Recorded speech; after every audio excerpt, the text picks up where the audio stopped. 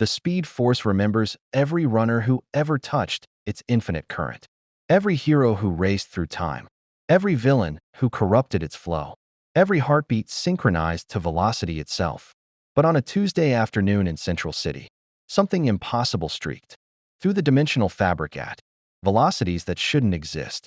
Something blue, something fast, something that had never drawn a single breath of speed force, energy in its entire life.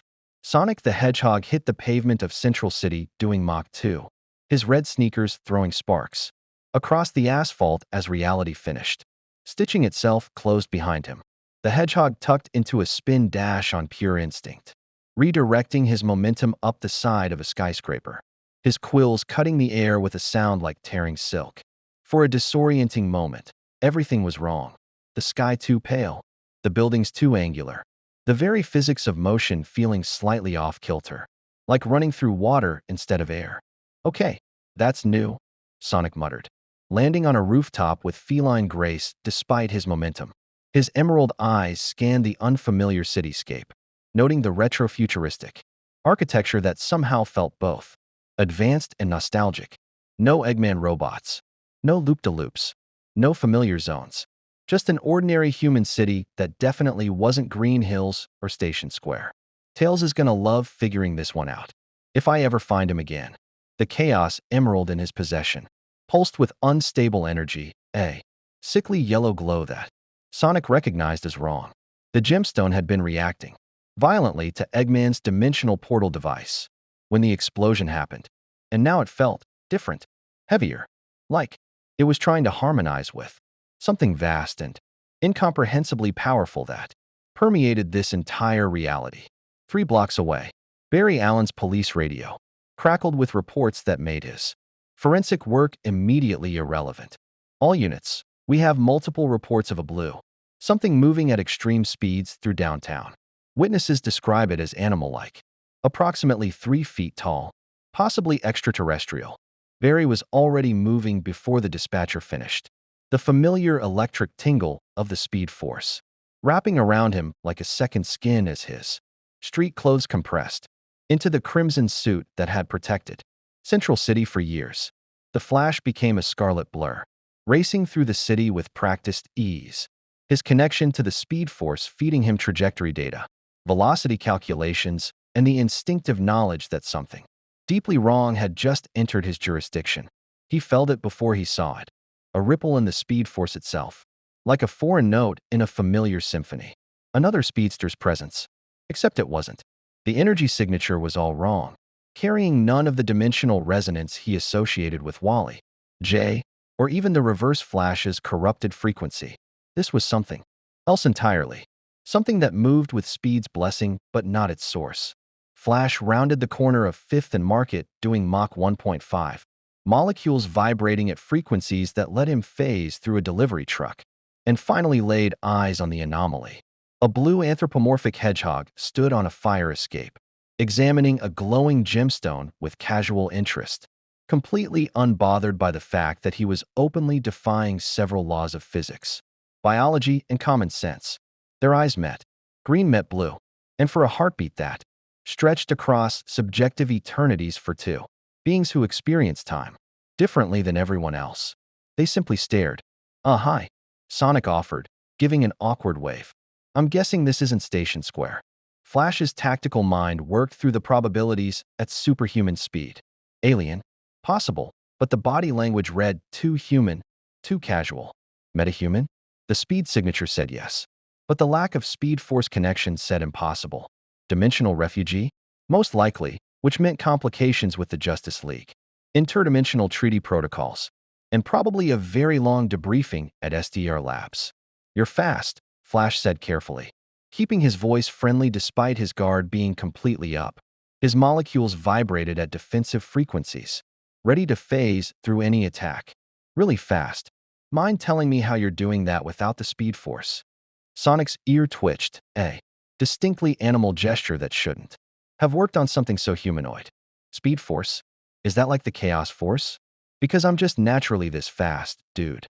Been running since I could walk. He held up the pulsing Chaos Emerald. Though this little guy's been acting weird since I got here. It's like it's trying to tune into something big. The emerald flared, and Flash's speed. Force senses screamed in alarm as he detected the temporal spatial distortion emanating from the gemstone.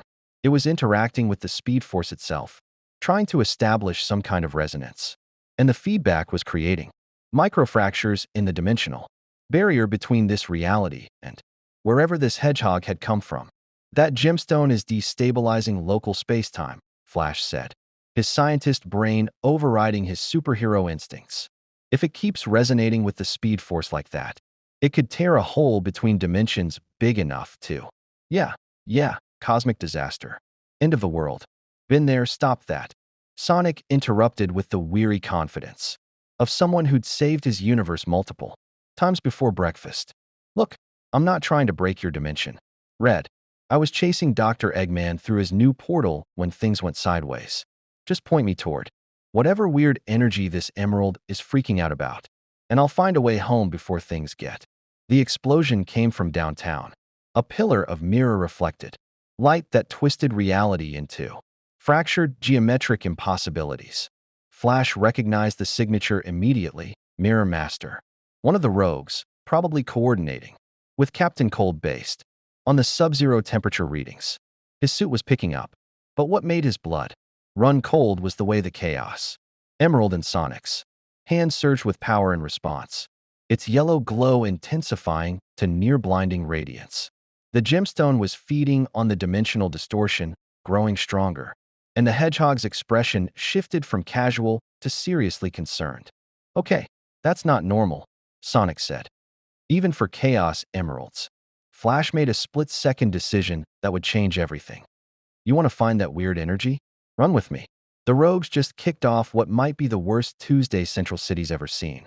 And if your magic rock is reacting to their tech, we've got bigger problems than figuring out your immigration status. Sonic grinned, a confident, slightly cocky expression that Flash recognized from his own mirror on good days. Now you're talking my language. Race you there? Before Flash could respond, the hedgehog became a blue streak of impossible velocity, moving with a freedom and joy that Flash rarely felt any more under the weight of heroic responsibility.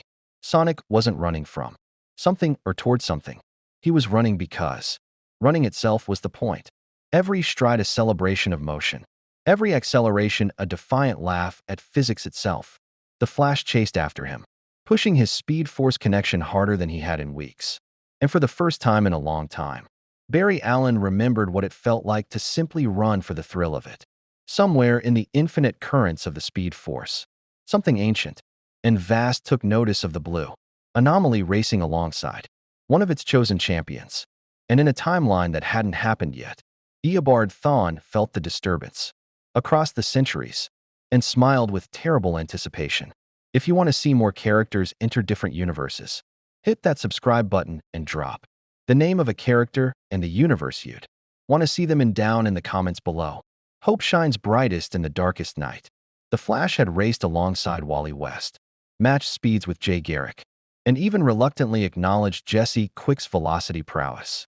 But watching Sonic navigate Central City at full sprint revealed a completely different philosophy of speed, where Flash used precision and calculated trajectories.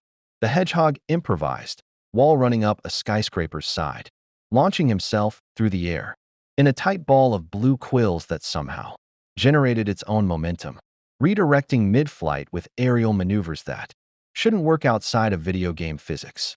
Your movement patterns don't make sense, Flash called out as they approached the Mirror Master's distortion field, his voice carrying across the wind resistance they both ignored. That's because you're thinking about it, Sonic shot back, grinding along a telephone wire like it was a rail designed for his convenience. Speed isn't just about going fast, Red, it's about going free. They hit the downtown district simultaneously, skidding to synchronized stops that left twin scorch marks on the pavement. The scene before them was pure rogues gallery chaos.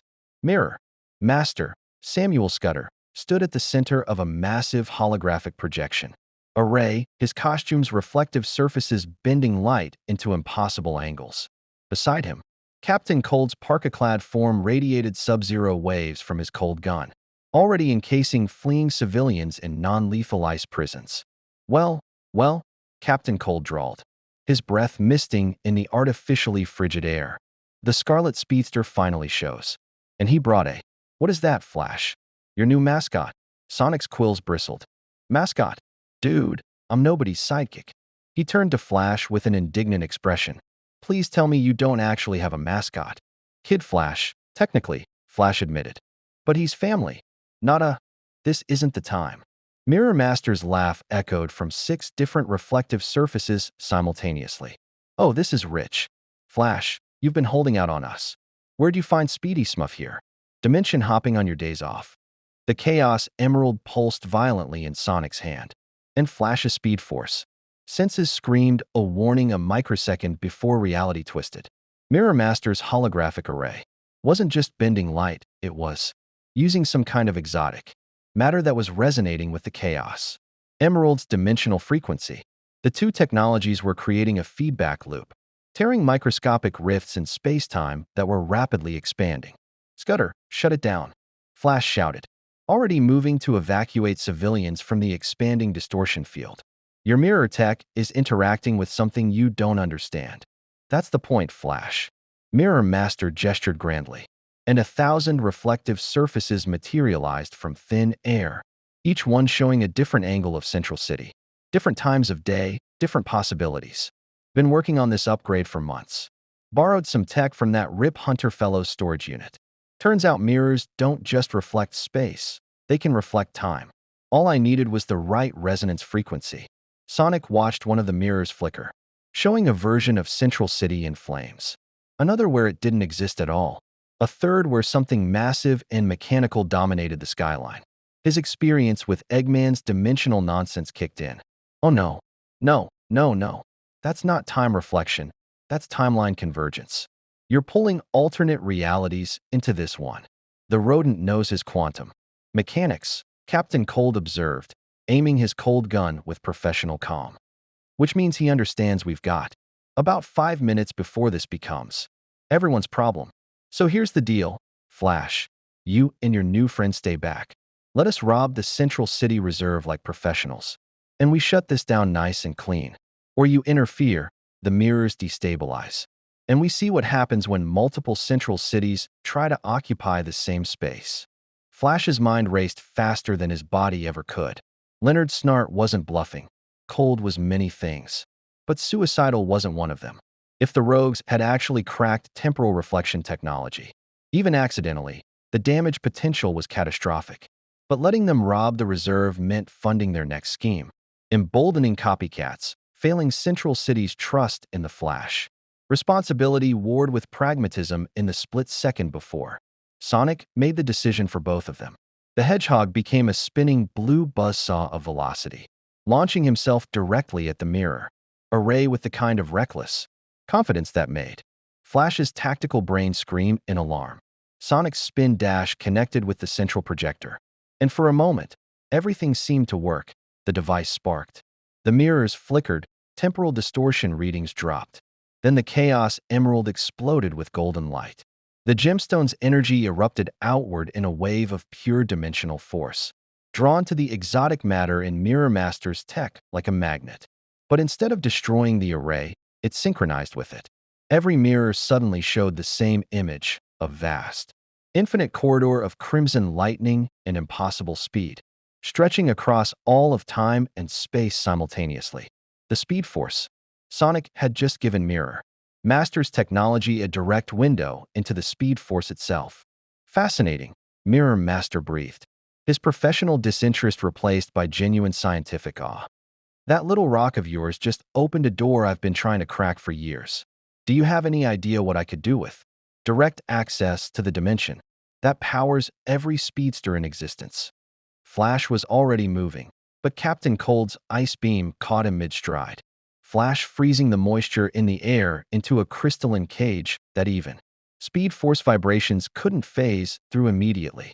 Cold's expression held no triumph, only grim professionalism. Sorry, Flash. Nothing personal. But we're not letting you shut this down before we understand what we're looking at. Sonic tumbled out of his spin dash, landing hard on the pavement, the Chaos Emerald still blazing in his grip. Through the mirrors, he could see something moving. In that red lightning dimension, shapes that ran with purpose, trails of velocity that formed patterns and meaning he couldn't quite grasp. It felt wrong in a way his instincts recognized, like he was looking at something sacred being violated. Flash, Sonic called, watching the Scarlet Speedster vibrate himself free from Cold's ice prison molecule by molecule. What is that place? In the mirrors? The Speed Force, Flash said, finally breaking free and immediately, positioning himself between the rogues and civilians. The source of my power, the dimension that underlies all velocity in this universe. And if Mirror Master can access it directly, then every speedster's secrets become mine, Mirror Master finished, his smile turning predatory behind his reflective mask. Every technique, every power, every moment you've ever run, all reflected in my mirrors, all mine to study, replicate, or sell to the highest bidder. A voice crackled across Flash's communicator, Wally West, sounding young and urgent. Barry, I'm detecting massive speed force disturbances at your location. It's like someone just punched a hole in the dimensional barrier. Do you need backup? Before Flash could respond, the mirrors rippled and a new reflection appeared. Not Central City, not the Speed Force. A figure in yellow, wreathed in crimson lightning twisted into hateful patterns, his face hidden behind a reverse flash symbol that made Sonic's quills stand on end just looking at it. Eobard Thawne's voice echoed from every reflective surface simultaneously, carrying the weight of centuries of obsession and murder. Hello, Barry. I felt the disturbance from 300 years in your future. Imagine my surprise when I traced it back to. Find this. The mirrors focused on Sonic. Hey, speedster who doesn't. Use the Speed Force. A runner who exists. Outside our eternal race. How absolutely fascinating. Flash's expression hardened behind his cowl, his entire body tensing in a way that made even Captain Cold take a cautious step backward. Thawne, whatever you're planning. Planning? Barry, I'm observing. This blue anomaly just proved something I've theorized for decades. The Speed Force isn't the only source of super speed in the multiverse, which means it isn't inevitable. It can be replaced, destroyed, made irrelevant. Reverse Flash's reflection leaned forward, his voice dropping to an intimate whisper that carried malice like poison. And I'm going to use your new friend to figure out exactly how to kill the Speed Force permanently. Thank you for the introduction. The mirrors shattered simultaneously, razor-sharp fragments of exotic matter and Speed Force energy exploding outward. Flash moved to shield civilians. Captain Cold cursed and dove for cover, and Mirror Master's expression shifted from greed to genuine fear as he realized his technology had just attracted the attention of history's most dangerous speedster. Sonic caught dozens of mirror fragments with precision spin dashes, destroying them before they could hit anyone, his natural heroism overriding his confusion about the situation's politics. The Chaos Emerald pulsed in rhythm with his heartbeat, still glowing with residual Speed Force resonance. And for the first time since arriving in this dimension, Sonic felt truly trapped, not by walls or cages, but by the weight of consequences he didn't understand. In a conflict between speedsters that had clearly been raging long before he face-planted into Central City, Flash appeared beside him as the last mirror fragment dissolved into harmless light, his voice carrying a mixture of gratitude and concern. Thanks for the assist, but we need to talk. That gemstone of yours just painted a target on both our backs. From the most dangerous time traveler alive. Yeah, I got that impression from Evil Yellow You, Sonic said, pocketing the Chaos Emerald despite its protests. So, this is probably a bad time to mention I have no idea how to get home, right? Flash's sigh carried the exhaustion of someone who'd dealt with interdimensional crises before. SDR Labs. Now, we need to figure out what you are, where you're from, and how to keep Reverse Flash from using you to destroy everything I've ever protected. Across the city, in a laboratory filled with equipment that wouldn't be invented for decades, Eobard Thawne smiled and began plotting the death of speed itself. SDR Labs, Metahuman Research Division, occupied 3 subterranean levels beneath Central City's downtown district, insulated by lead-lined walls and nth metal alloys designed to contain everything from Kryptonian level threats to pocket dimension breaches. Sonic had been poked, prodded, scanned, and analyzed for the better part of an hour while scientists in white coats muttered about impossible biology and self-sustaining kinetic energy matrices. So let me get this straight. Sonic said from his position on the examination table, watching Dr. Christina McGee review holographic readouts that made no sense to his non-scientific brain. I'm fast because my cells just decided to be fast? No cosmic radiation, no mystical lightning, no weird dimensional energy. Your cellular structure generates its own kinetic energy through a process we can't even begin to replicate, Dr. McGee explained, her fascination overriding her usual professional detachment. It's as if evolution in your universe took a completely different path, one where velocity became a biological imperative rather than a physics-defying anomaly. You're not connected to the speed force at all. You're just naturally this way. Flash stood by the observation window, his cowl pulled back to reveal Barry Allen's concerned features, watching the Chaos Emerald float in a containment field. The gemstone pulsed with rhythmic energy, still trying to harmonize with the speed force's omnipresent frequency. The problem isn't your speed, Sonic. It's that your Chaos Emerald is acting like a dimensional tuning fork. Every time it resonates with the speed force, it sends out a signal that Reverse Flash can track across time. Great, Sonic muttered, hopping off the examination table with feline grace. So I'm basically a speedster GPS beacon for your evil twin. Any good news in all this science? Before anyone could answer, alarms shrieked through SDR Labs. Not the standard security breach warning, but something worse, the temporal distortion alert that only activated when someone was actively manipulating time within Central City's boundaries. The monitors flickered, showing security footage from the Central City Museum. Three figures moved through the exhibits with coordinated precision. Captain Cold's parka unmistakable even in low light. Weather Wizard's wand crackling with atmospheric manipulation. And Heatwave's flame gun leaving scorch marks on priceless artifacts. The rogues were robbing the museum. But that wasn't what made Flash's expression darken. They were stealing from the Flash Museum. His museum. Taking trophies from his own legacy. Bold, Dr. McGee observed. Even for them. It's a message, Flash said, already moving toward the elevator. Cold doesn't rob the Flash Museum unless he wants my attention specifically. This is about the Mirror Master incident there, trying to draw me out while they regroup. Sonic was beside him in an instant, that familiar cocky grin back on his muzzle. Well, what are we waiting for?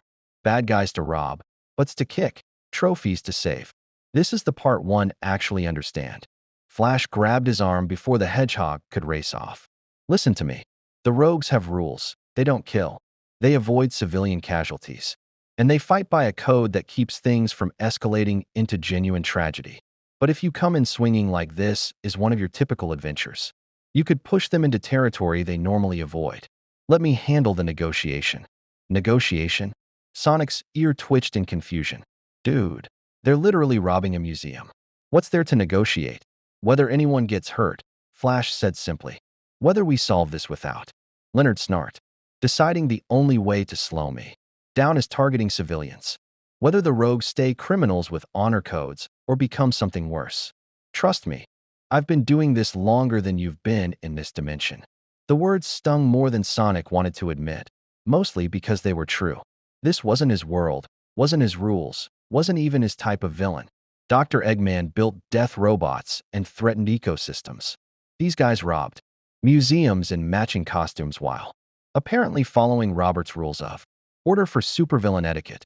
Fine, Sonic said, though his quills bristled with barely restrained energy.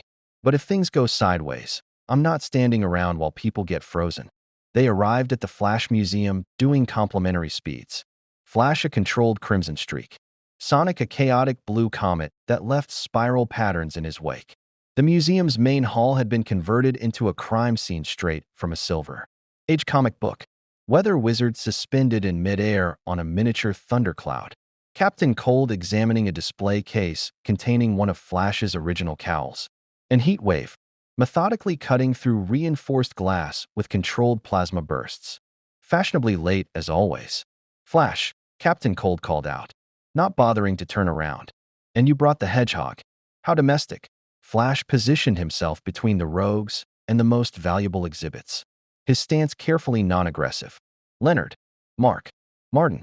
We all know how this ends. I stopped the robbery. You escape through whatever elaborate plan you've already set up. And we do this again next month. So let's skip the property damage and talk about what you actually want. What I want, Cold said, finally turning with his signature cold gun resting casually on his shoulder, is to understand what Mirror Master stumbled into before Thawne decides to weaponize it.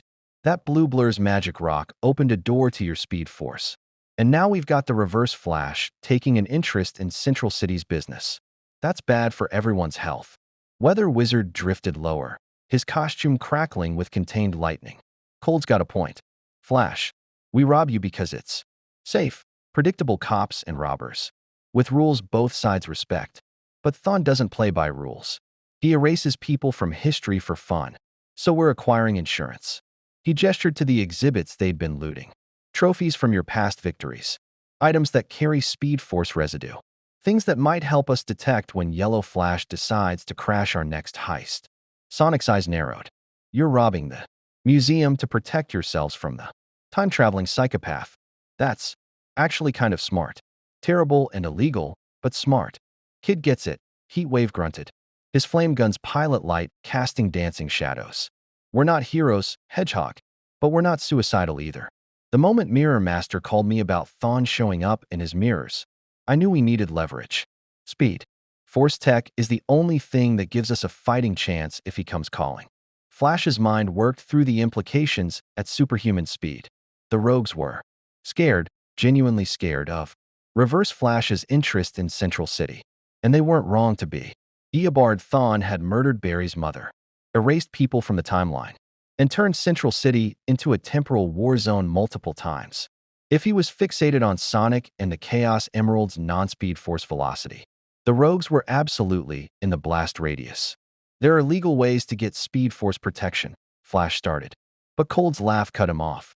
Right?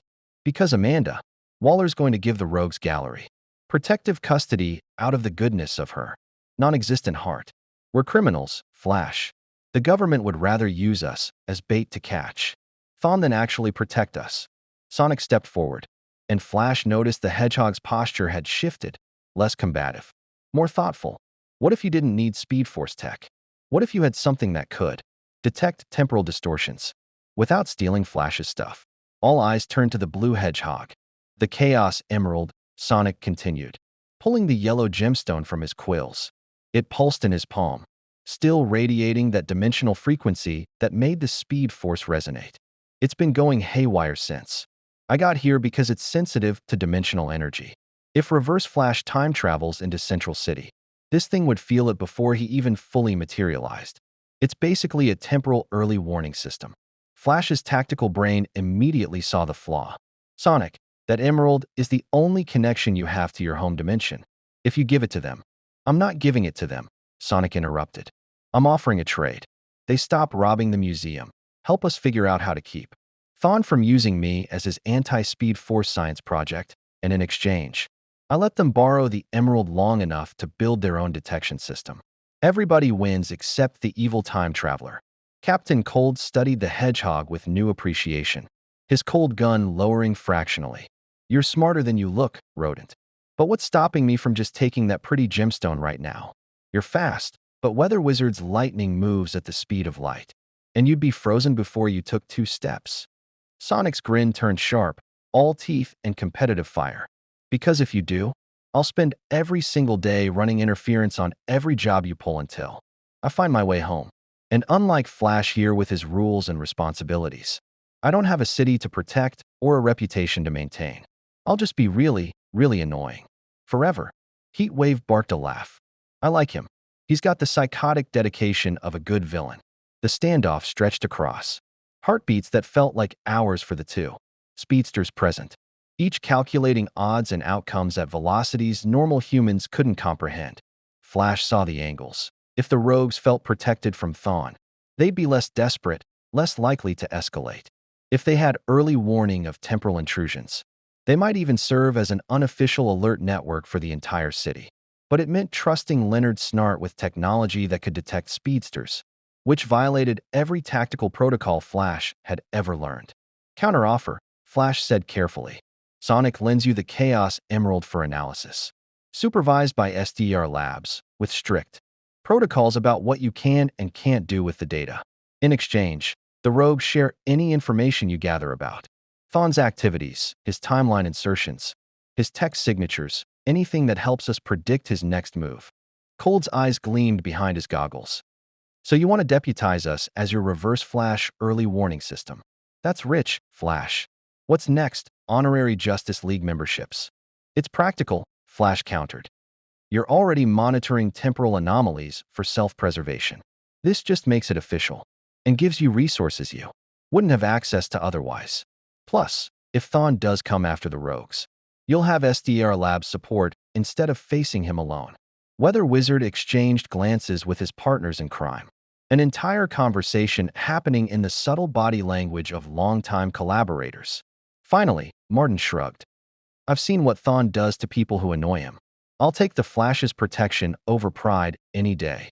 Agreed, Heatwave added. But we keep the holographic projector from the costume display. I've always wanted one of those. Flash sighed. Fine. One projector. Non-weaponized components only. Captain Cold extended his hand, not to Flash, but to Sonic.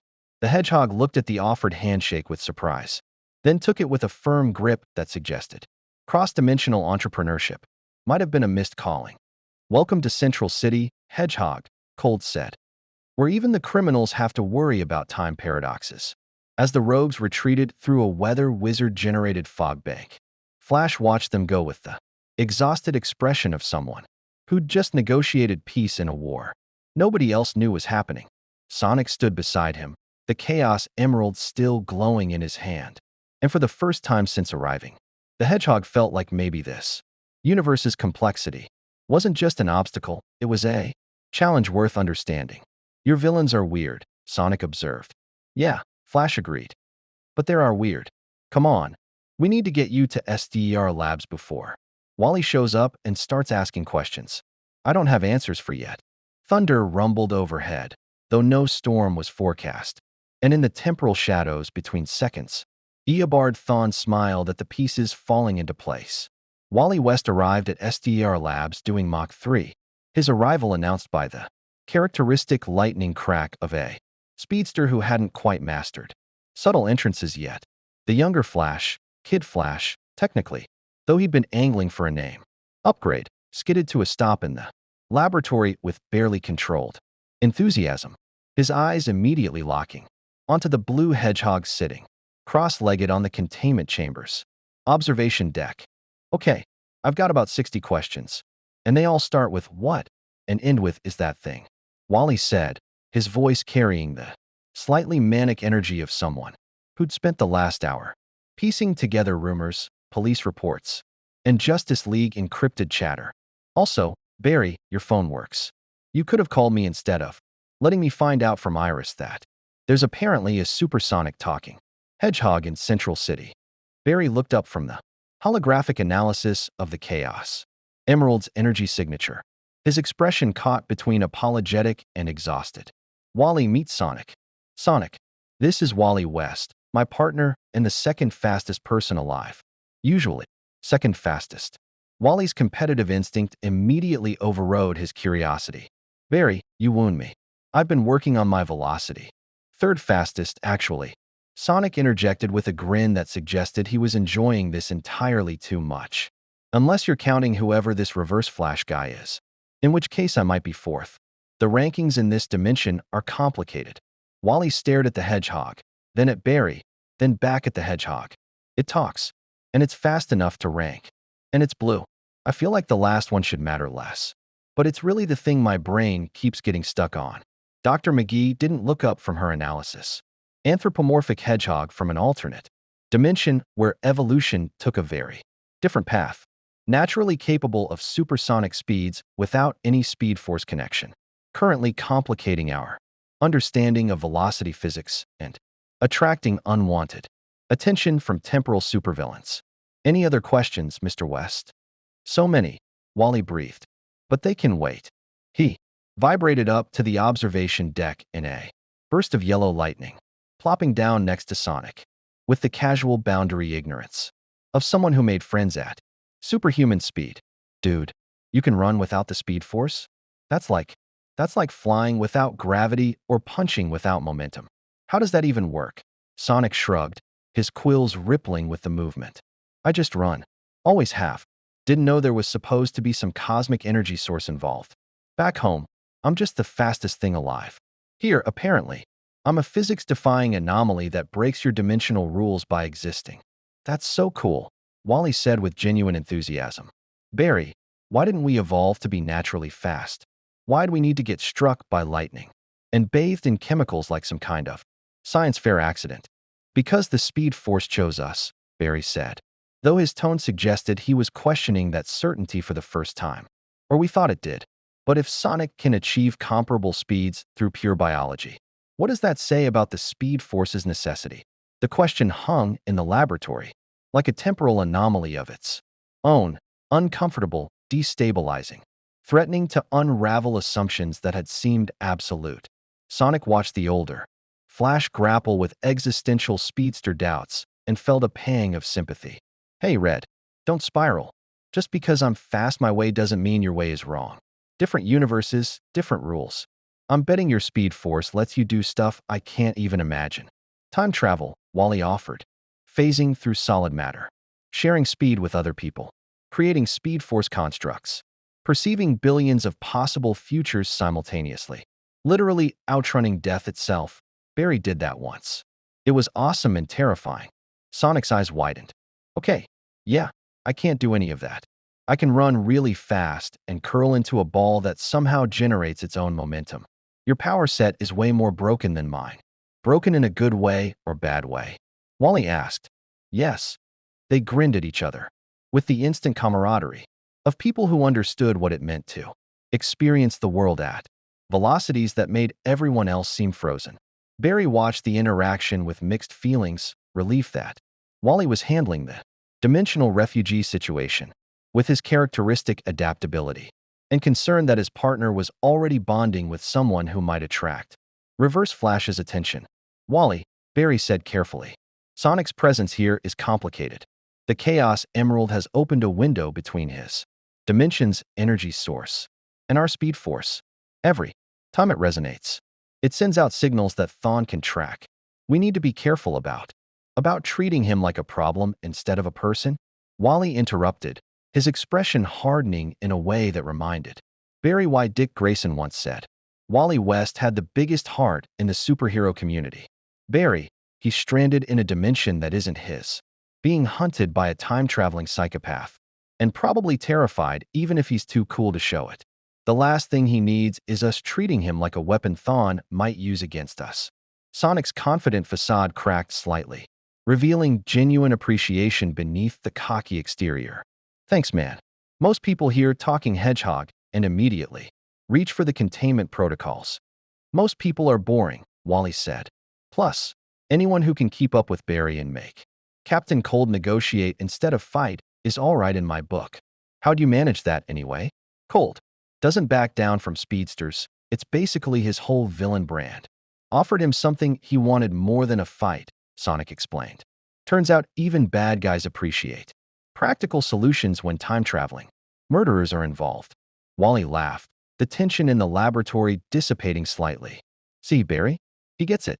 Rogues are people, not just obstacle courses for us to run through. Maybe having an outside perspective is exactly what Central City needs. The Chaos Emerald pulsed in its containment field, and all three speedsters turned toward it simultaneously, their enhanced perceptions detecting the shift in dimensional frequency. The yellow gemstone blazed with sudden intensity, its surface reflecting images that shouldn't exist in three-dimensional space, glimpses of other worlds, other central cities, other versions of events that had been or might be. Dr. McGee's instruments screamed warnings. Temporal distortion.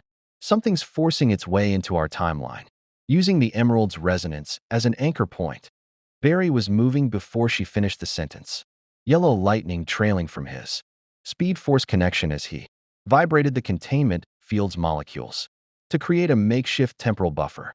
Wally joined him a microsecond later, the two flashes working in perfect synchronization to contain whatever was trying to breach into their present. Sonic watched them work with professional appreciation. Their coordination was flawless. Every movement calculated and precise, like watching a perfectly choreographed dance performed at impossible speeds. But he also noticed something they didn't.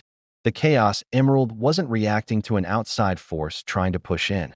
It was responding to something already here, hidden in the laboratory's temporal blind spots. Guys, Sonic said, his quills standing on end with instinctive alarm. I don't think something's trying to get in. I think something's already. The laboratory's lights flickered, and Eobard Thawne materialized between heartbeats, his yellow suit crackling with reverse polarized speed force energy that made reality bend around him like space-time was a suggestion he'd chosen to ignore. The reverse flash stood perfectly still, hands clasped behind his back, his expression carrying the smug satisfaction of a chess player who'd seen the endgame 20 moves ago. Hello, Barry. Hello, Wally. And hello to you. Fascinating little anomaly. Thawne's voice was conversational, almost friendly, which made it infinitely more terrifying than any threat. I do hope I'm not interrupting. Though of course I am. I'm interrupting from 17 different points in this timeline simultaneously, multitasking across centuries. You understand. Barry's entire body tensed, molecules vibrating at defensive frequencies. Thawne, whatever you want with Sonic. Want. Barry, I don't want anything from the Hedgehog. I want to understand him, study him, dissect what makes him fast without the Speed Force's blessing. Thawne's eyes fixed on Sonic with scientific curiosity that felt like a scalpel. Because if speed can exist without the Speed Force, then the Speed Force can be made obsolete, unnecessary. And if it's unnecessary, it can be destroyed. Wally moved to position himself between Thawne and Sonic, his youth overridden by protective instinct. You're not touching him, Thawne. Not while we're breathing. Dear Wally, still thinking in linear time frames. I've already touched him in 6 different futures where you both failed to stop me. I've already run my experiments, compiled my data, and begun the process of weaponizing his biology against the Speed Force itself. Thawne smiled. This conversation? This is just me being polite, giving you a sporting chance to interfere before I complete work I've already finished. Sonic's mind reeled, trying to follow the temporal logic. Okay, so you're from the future, where you've already done the thing you're about to do, which means, wait, what's stopping me from just running away right now? Nothing, Thawne admitted cheerfully. In fact, in 3 of the timelines, that's exactly what you do. But you always come back, because you're a hero, Sonic the Hedgehog. And heroes don't abandon people who need them, even if those people exist in dimensions that aren't their own. The reverse flash began circling the containment field where the Chaos Emerald pulsed. His movement, a predator's prowl, performed at velocities that left afterimages in space-time. Here's what happens next. In all the timelines I've observed, you 3 try to stop me. We fight. The laboratory is destroyed. And in the chaos, I acquire either the Chaos Emerald or enough biological samples from Sonic to continue my research. The only variables are how many people get hurt and whether Wally dies this time. This time, Wally's voice cracked slightly. Oh yes, you've died in 4 of the futures I'm pulling from. Barry's died in 2. Sonic's died in 1, though that timeline was an outlier I've since pruned. Thawne stopped his circling, facing them directly. But here's the fascinating part. In none of the futures, I've calculated do I succeed in actually destroying the Speed Force. Because dear little Sonic here, with his naturally evolved velocity, proves something I didn't want to admit. Speed is inevitable. With or without the Speed Force, the multiverse will create runners.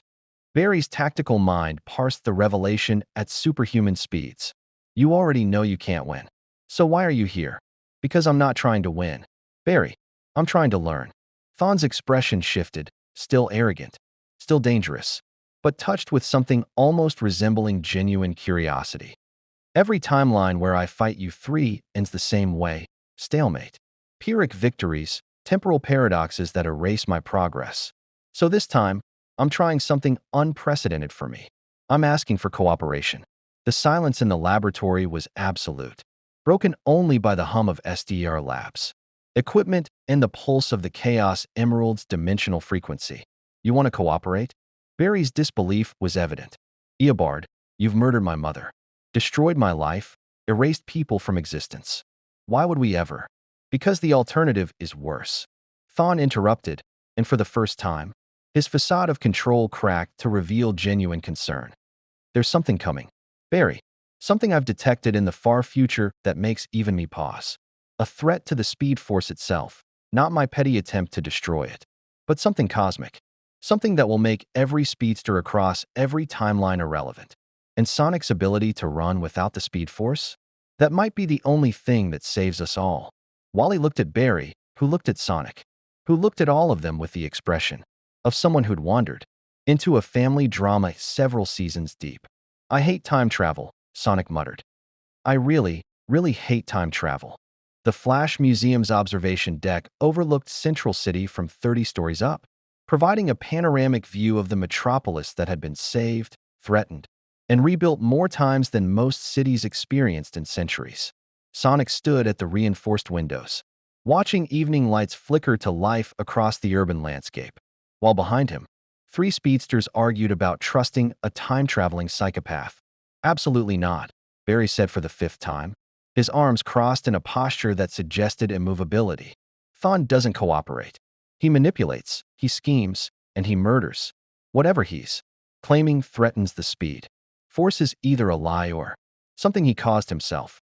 Agreed, Wally added, though his tone carried less certainty. But what if he's not lying? What if there is something worse coming, and we're too busy suspecting him to prepare for it? Eobard Thawne sat in a chair that hadn't existed 3 seconds ago, stolen from some future museum. Probably, his posture relaxed, in a way that suggested he could wait out their debate for centuries if necessary. Literally. Barry, if I wanted to manipulate you, I'd use Iris, or your mother, or any of the hundreds of emotional pressure points I've mapped across your timeline. I'm here with information because, paradoxically, my future survival depends on your present success. Dr. McGee worked at a safe distance, scanning Thawne with equipment designed to detect temporal anomalies. He's not lying about the temporal signature. Something in the far future is creating ripples backward, through the Speed Force's dimensional structure. I'm detecting cascade failures in the timeline approximately 300 years from now. Exactly when and where Thawne claims to be from. Sonic turned from the window, his patience with temporal politics finally exhausted. Okay, here's what I'm hearing. Evil Yellow Flash says big bad thing is coming. Good Red Flash doesn't trust evil Yellow Flash because of murder and mom issues. Science Lady says the math checks out. And nobody's actually asking what this cosmic threat is or how I'm supposedly going to stop it.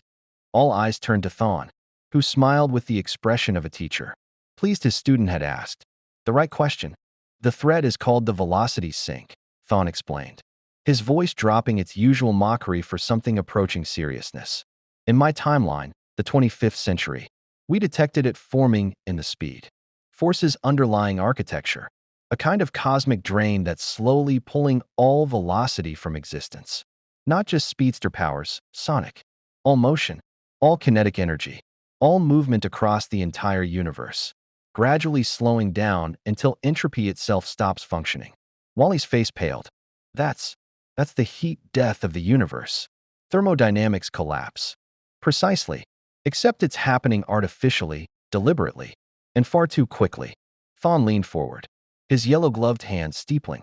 Someone or something is weaponizing the Speed Force against motion itself. And because every speedster in existence draws power from the same dimensional source, we're all vulnerable. When the velocity sink reaches critical mass, every flash across every timeline will simply stop. Forever. Barry processed the information with the methodical precision of his forensic training. But Sonic runs without the Speed Force, which means he'd be immune, Thawne finished. The only runner left standing when the Speed Force dies, which makes him either our salvation or a very lonely Hedgehog watching the universe grind to a halt around him. Sonic felt the weight of their collective stares and bristled defensively. Hey, I didn't ask to be your cosmic backup plan. I'm just trying to find my way home to my own dimension where the worst I have to deal with is a mad Scientist with an egg fixation. Your Chaos Emerald is the key, Thawne continued, gesturing toward the containment field where the yellow gemstone pulsed with increasing agitation. It's not connected to the speed force, which means it's not vulnerable to the velocity sink. If we can understand how it generates and manipulates dimensional energy independently, we might be able to create a buffer, a way to shield the speed force from whatever's trying to drain it. Dr. McGee looked up from her instruments, her expression troubled. That would require invasive analysis, possibly destructive testing. Mr. Hedgehog, that Chaos Emerald might be your only way home. It's also potentially the only thing preventing the end of motion across the entire DC universe. Thawne added, quite the moral dilemma for a hero, wouldn't you say? Sonic's quills flattened against his head, a tell that Barry was learning. Meant the hedgehog was genuinely distressed. Despite his confident facade, the choice was impossible. Sacrifice his chance at returning home to save a dimension that wasn't his, or prioritize his own survival and potentially doom trillions of lives across multiple timelines. This is manipulative, Barry said, his voice hardening. You're forcing an impossible choice on someone who doesn't understand the full situation. Classic Thawne. I'm presenting reality, Thawne countered. The velocity sink exists whether Sonic helps us or not, whether you trust me or not, whether any of us survive long enough to see it manifest or not. I'm simply accelerating a conversation that would have happened anyway in several timelines. You figured this out on your own, 3 years too late to do anything about it.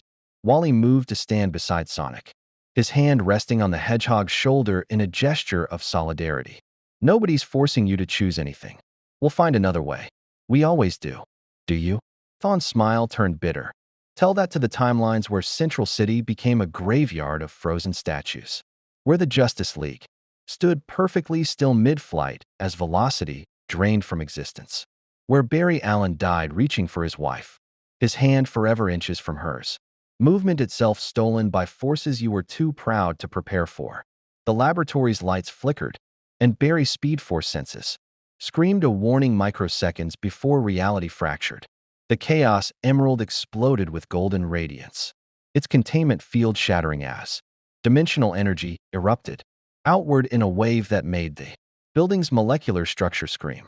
But this wasn't the emerald resonating with the speed force. This was something else breaking through, using the gemstone as an anchor point into this reality. A figure materialized in the explosion's heart, humanoid but wrong, composed of crystallized velocity and stolen motion, its form flickering between existence and absence like a video skipping frames. Where it stood, time itself stuttered.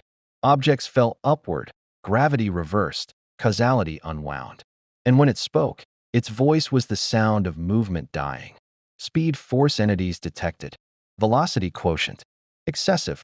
Initiating drain protocol. The thing, the velocity sink scout. Barry's mind, supplied with horrified certainty, reached out with hands made of frozen time, and 3 speedsters discovered what it felt like to have their velocity stolen mid-thought. Barry Allen stopped moving. Not slowed, stopped. His molecules ceased vibrating. His thoughts crystallized mid-calculation. His connection to the speed force severed like a cut wire. Beside him, Wally West froze in the same instant, his hand still extended towards Sonic in protective instinct. Now a statue of heroic intention.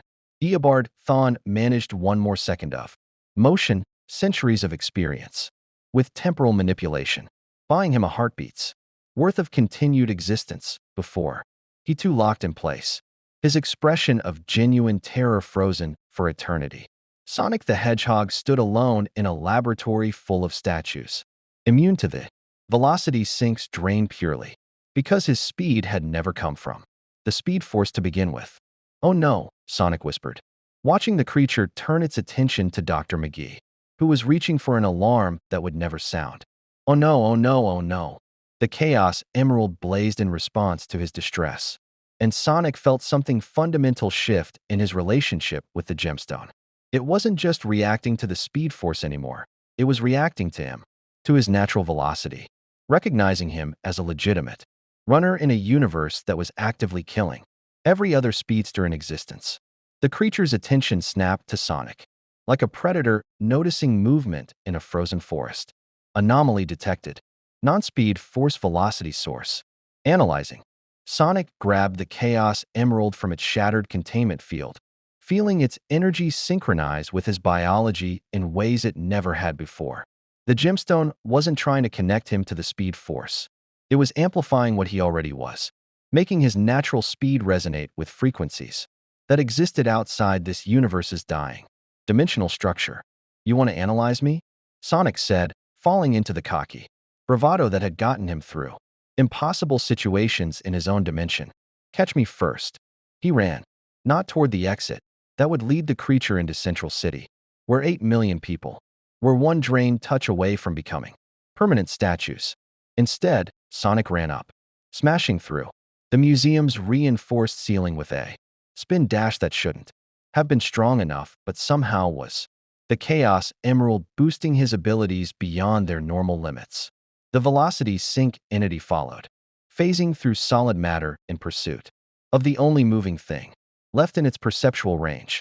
And as they raced into Central City's darkening sky, one runner fleeing, one hunter pursuing, the frozen city below, bore witness to the moment a hedgehog from another dimension became the only speedster standing between existence and eternal stillness. In the frozen laboratory, Eobard Thawne's last conscious thought crystallized. I was right to fear him. He's the only one who can save us all, or doom us trying. Above Central City, Sonic the Hedgehog pushed his velocity beyond anything he'd ever achieved. The Chaos Emerald burning like a yellow sun in his grip, and discovered that sometimes being naturally fast meant being the last runner when cosmic forces tried to end running forever. Really hate this dimension, Sonic gasped, dodging a crystallized hand that would have stolen his motion forever. Really hate time travel. And I'm definitely blaming Eggman for this somehow. The velocity sink entity said nothing. It didn't need to. Its purpose was singular: drain all velocity until the universe stopped moving. And it had just identified the greatest obstacle to that goal. One incredibly stubborn hedgehog who refused to stop running even when physics itself was against him. Below them, Captain Cold stood frozen mid-step 3 blocks from his hideout, his expression confused as his cold gun hung, suspended in violation of gravity.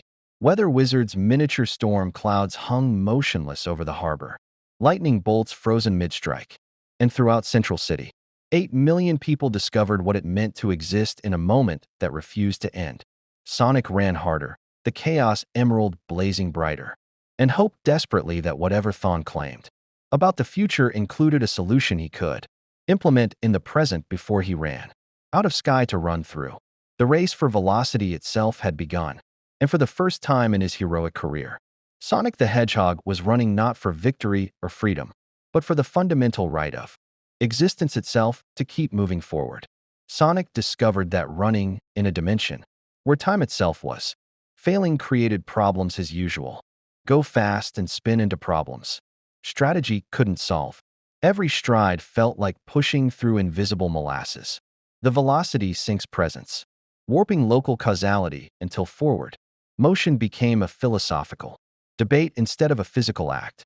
The Chaos Emerald burned in his grip, its yellow radiance the only thing keeping him from joining the frozen tableau below. The entity pursuing him didn't run, it displaced, teleporting through stillness in ways that made Sonic's head hurt trying to track. One moment it was behind him, the next it phased through a frozen news helicopter to appear directly in his path. Crystallized hands, reaching for his velocity with the patience of something that existed outside times. Normal flow. Anomaly persists. Velocity source. Biological. Inefficient. Will be corrected. Yeah, well, nobody asked your opinion. Sonic tucked into a ball midair, using the Chaos Emerald's energy to generate momentum that shouldn't exist in violated physics, and rocketed past the entity's grasp. His trajectory took him toward the Central City Bridge, where frozen cars hung suspended at impossible angles, their occupants locked in expressions of confusion and terror. Think. The creature drained speed force energy, which meant it targeted dimensional power sources. But Sonic's speed was biological, cellular, natural, evolved. The Chaos Emerald wasn't powering him. It was amplifying what he already was, which meant the Hedgehog's eyes widened with desperate inspiration. If the velocity sink fed on dimensional energy, he needed to lead it away from anything connected to the speed force, away from SDR Labs where Barry and Wally stood frozen, away from Central City where residual speed force energy lingered from years of Flash protecting these streets. He needed to lead it somewhere the speed force had never touched. Sonic changed direction midair, with a homing attack that defied momentum conservation, spinning toward the harbor where cargo ships sat motionless on waves that had forgotten how to move. The creature followed with relentless purpose, phasing through frozen water droplets and suspended seagulls, its very presence creating spreading zones of absolute stillness. Come on, Sonic muttered, pushing his velocity higher as the Chaos Emerald blazed like a star. His quills flattened from wind, resistance that shouldn't exist in time-stopped space, his red sneakers leaving trails of golden light that faded into temporal stasis. Just a little further, the entity's hand brushed his shoulder. Sonic felt his left arm stop moving. Not paralyzed, stopped. The limb simply ceased participating in forward motion, hanging frozen at his side while the rest of him continued running. The sensation was wrongness incarnate, like part of his body existed in a different timeline, where movement had already ended. No, Sonic spun desperately, using his remaining momentum to put distance between himself and the creature while his frozen arm refused to respond to nerve signals. The Chaos Emerald pulsed in his right hand, and he felt it trying to reverse the drain, trying to restore velocity to stolen motion. But it was fighting against forces designed to end kinetic energy itself. The harbor gave way to industrial warehouses, the docks where Barry Allen had told him Gotham's exports sometimes arrived for Central City distribution. This far from downtown, the Speed Force's presence was minimal, just background dimensional radiation from occasional flash patrols. Less for the velocity sink to feed on. Less collateral damage when Sonic implemented the desperate plan forming in his mind. He landed hard on a warehouse roof, his frozen arm throwing off his balance, and spun to face the pursuing entity. The creature materialized across from him, its form solidifying slightly now that it wasn't actively phasing through. Time-stopped matter, velocity theft, partial success, biological resistance, unexpected, adaptation required. Yeah, I'm full of surprises, Sonic gasped. His breathing labored in ways it never was during normal running. The Chaos Emerald's amplification was burning through his stamina faster than his cellular energy could regenerate. He needed to end this quickly before exhaustion made the choice for him. But here's something you probably didn't calculate. I'm not alone in this dimension. The entity tilted its head with mechanical curiosity. All speed force entities neutralized. Resistance futile. Good thing I'm not a speed force entity then. Sonic held up the Chaos Emerald, letting its radiance wash over the warehouse district. And good thing chaos energy doesn't play by your rules. He'd been thinking about this since Thon's explanation. The velocity sink targeted the speed force because it was a singular dimensional source powering multiple runners. One pipe feeding many faucets. Cut the pipe, stop all the faucets. But Sonic's speed didn't come from a shared source.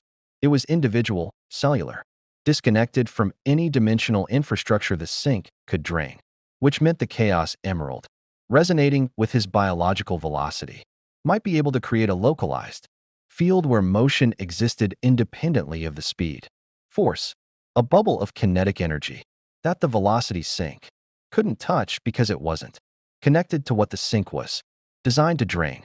The problem was that generating such a field would require more chaos energy than one emerald could safely produce. In his dimension, with all 7 emeralds, Sonic could transform into supersonic, invulnerable, infinite stamina, reality-bending speed.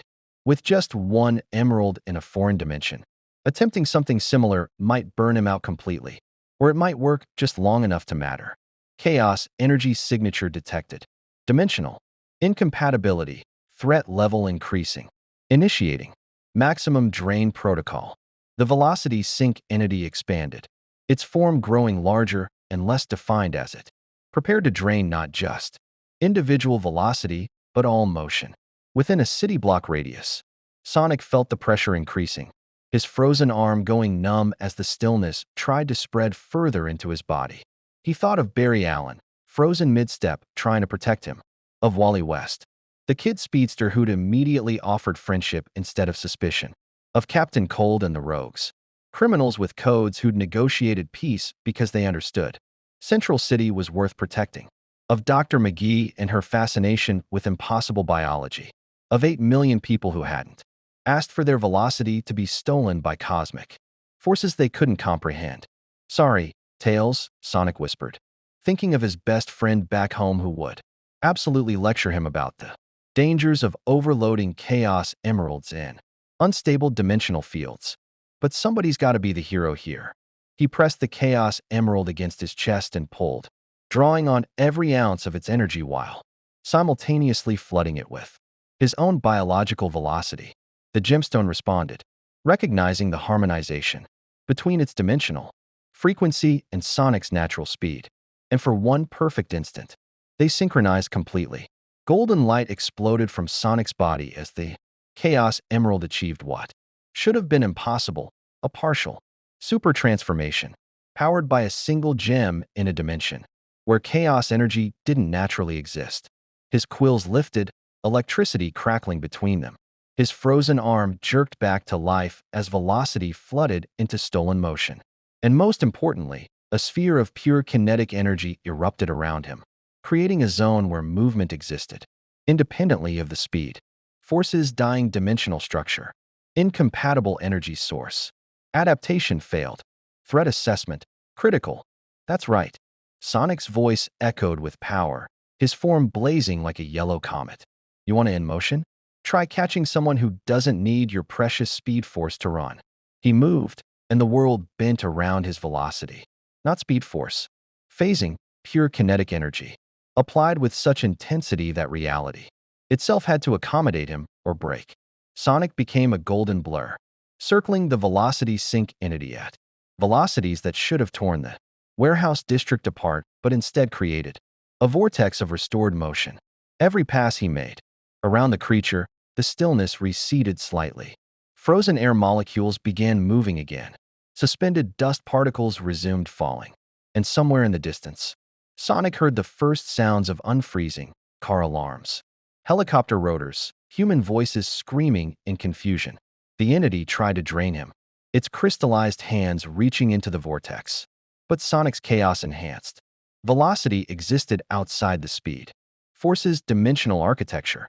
It couldn't steal what it wasn't designed to recognize as motion. You cannot sustain this power level. Biological limitations, inevitable. Yeah, Sonic admitted, already feeling the strain as the partial transformation burned through his stamina like wildfire through dry grass. But I don't need to sustain it forever. Just long enough to kick your temporal butt back to whatever future nightmare spawned you.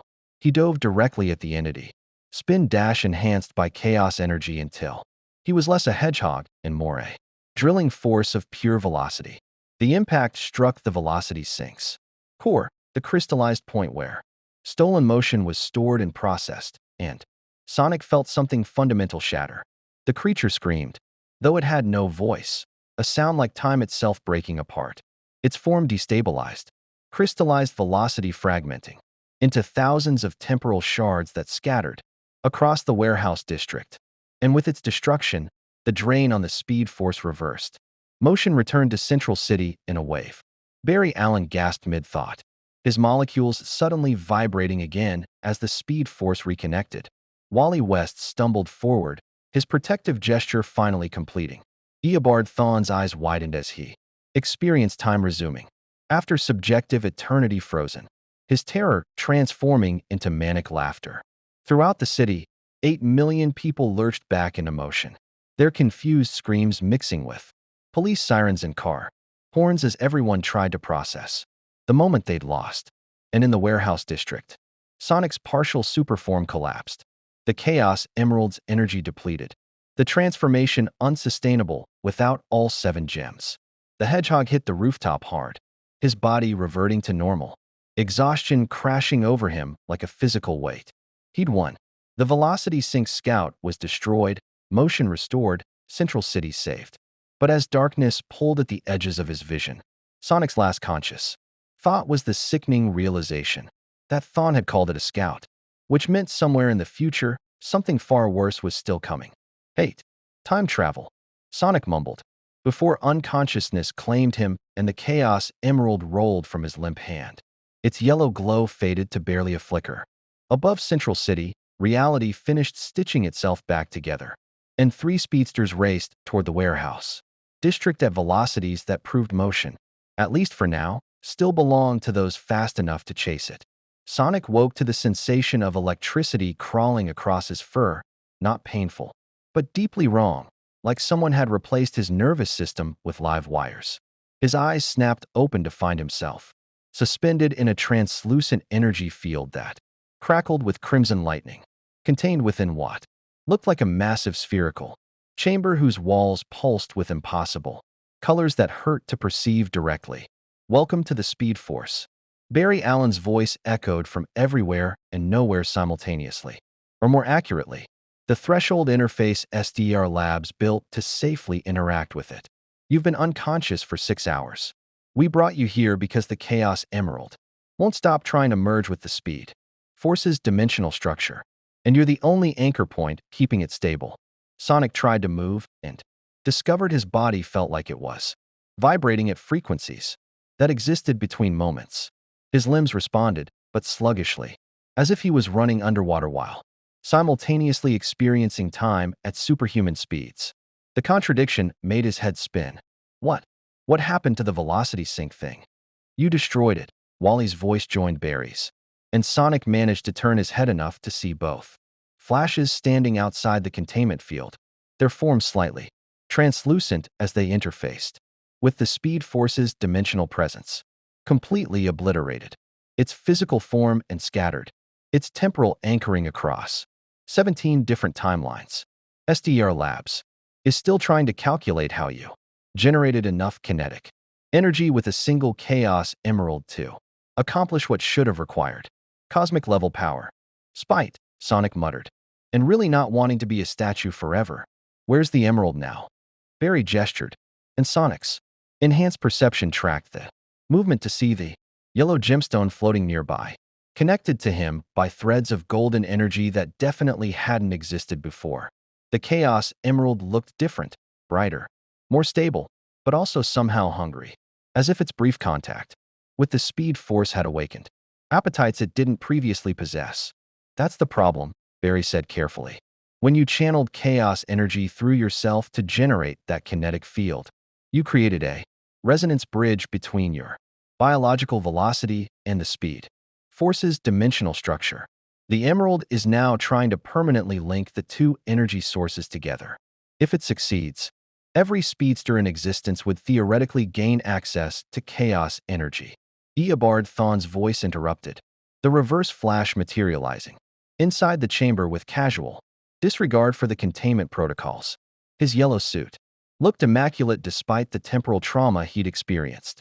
And conversely, your Chaos Emerald would become dependent on the Speed Force, trapping you in this dimension permanently. Sonic's quills stood on end. That's not happening. I need that emerald to get home, to find my friends, stop Eggman, save my own dimension from whatever mess he's causing without me there to kick his robots apart. I know, Thawne said, and for once his tone carried no mockery, which is why I'm going to help you. Sever the connection before it becomes permanent. Consider it payment for destroying the Velocity Sync Scout. You've bought us time to prepare for the main threat, and I always pay my debts. Barry's expression hardened with suspicion. Eobard, what are you planning? You don't help people out of gratitude. No, I help people when it serves my long-term interests, Thawne corrected. And having an independent speedster who exists outside the Speed Force's jurisdiction, that's valuable. Barry, Sonic proved he can fight threats that would neutralize us completely. If the Velocity Sync returns in force, I want him at full power and willing to intervene, not trapped here and resentful about losing his home. Dr. McGee's voice crackled through the chamber's communication system.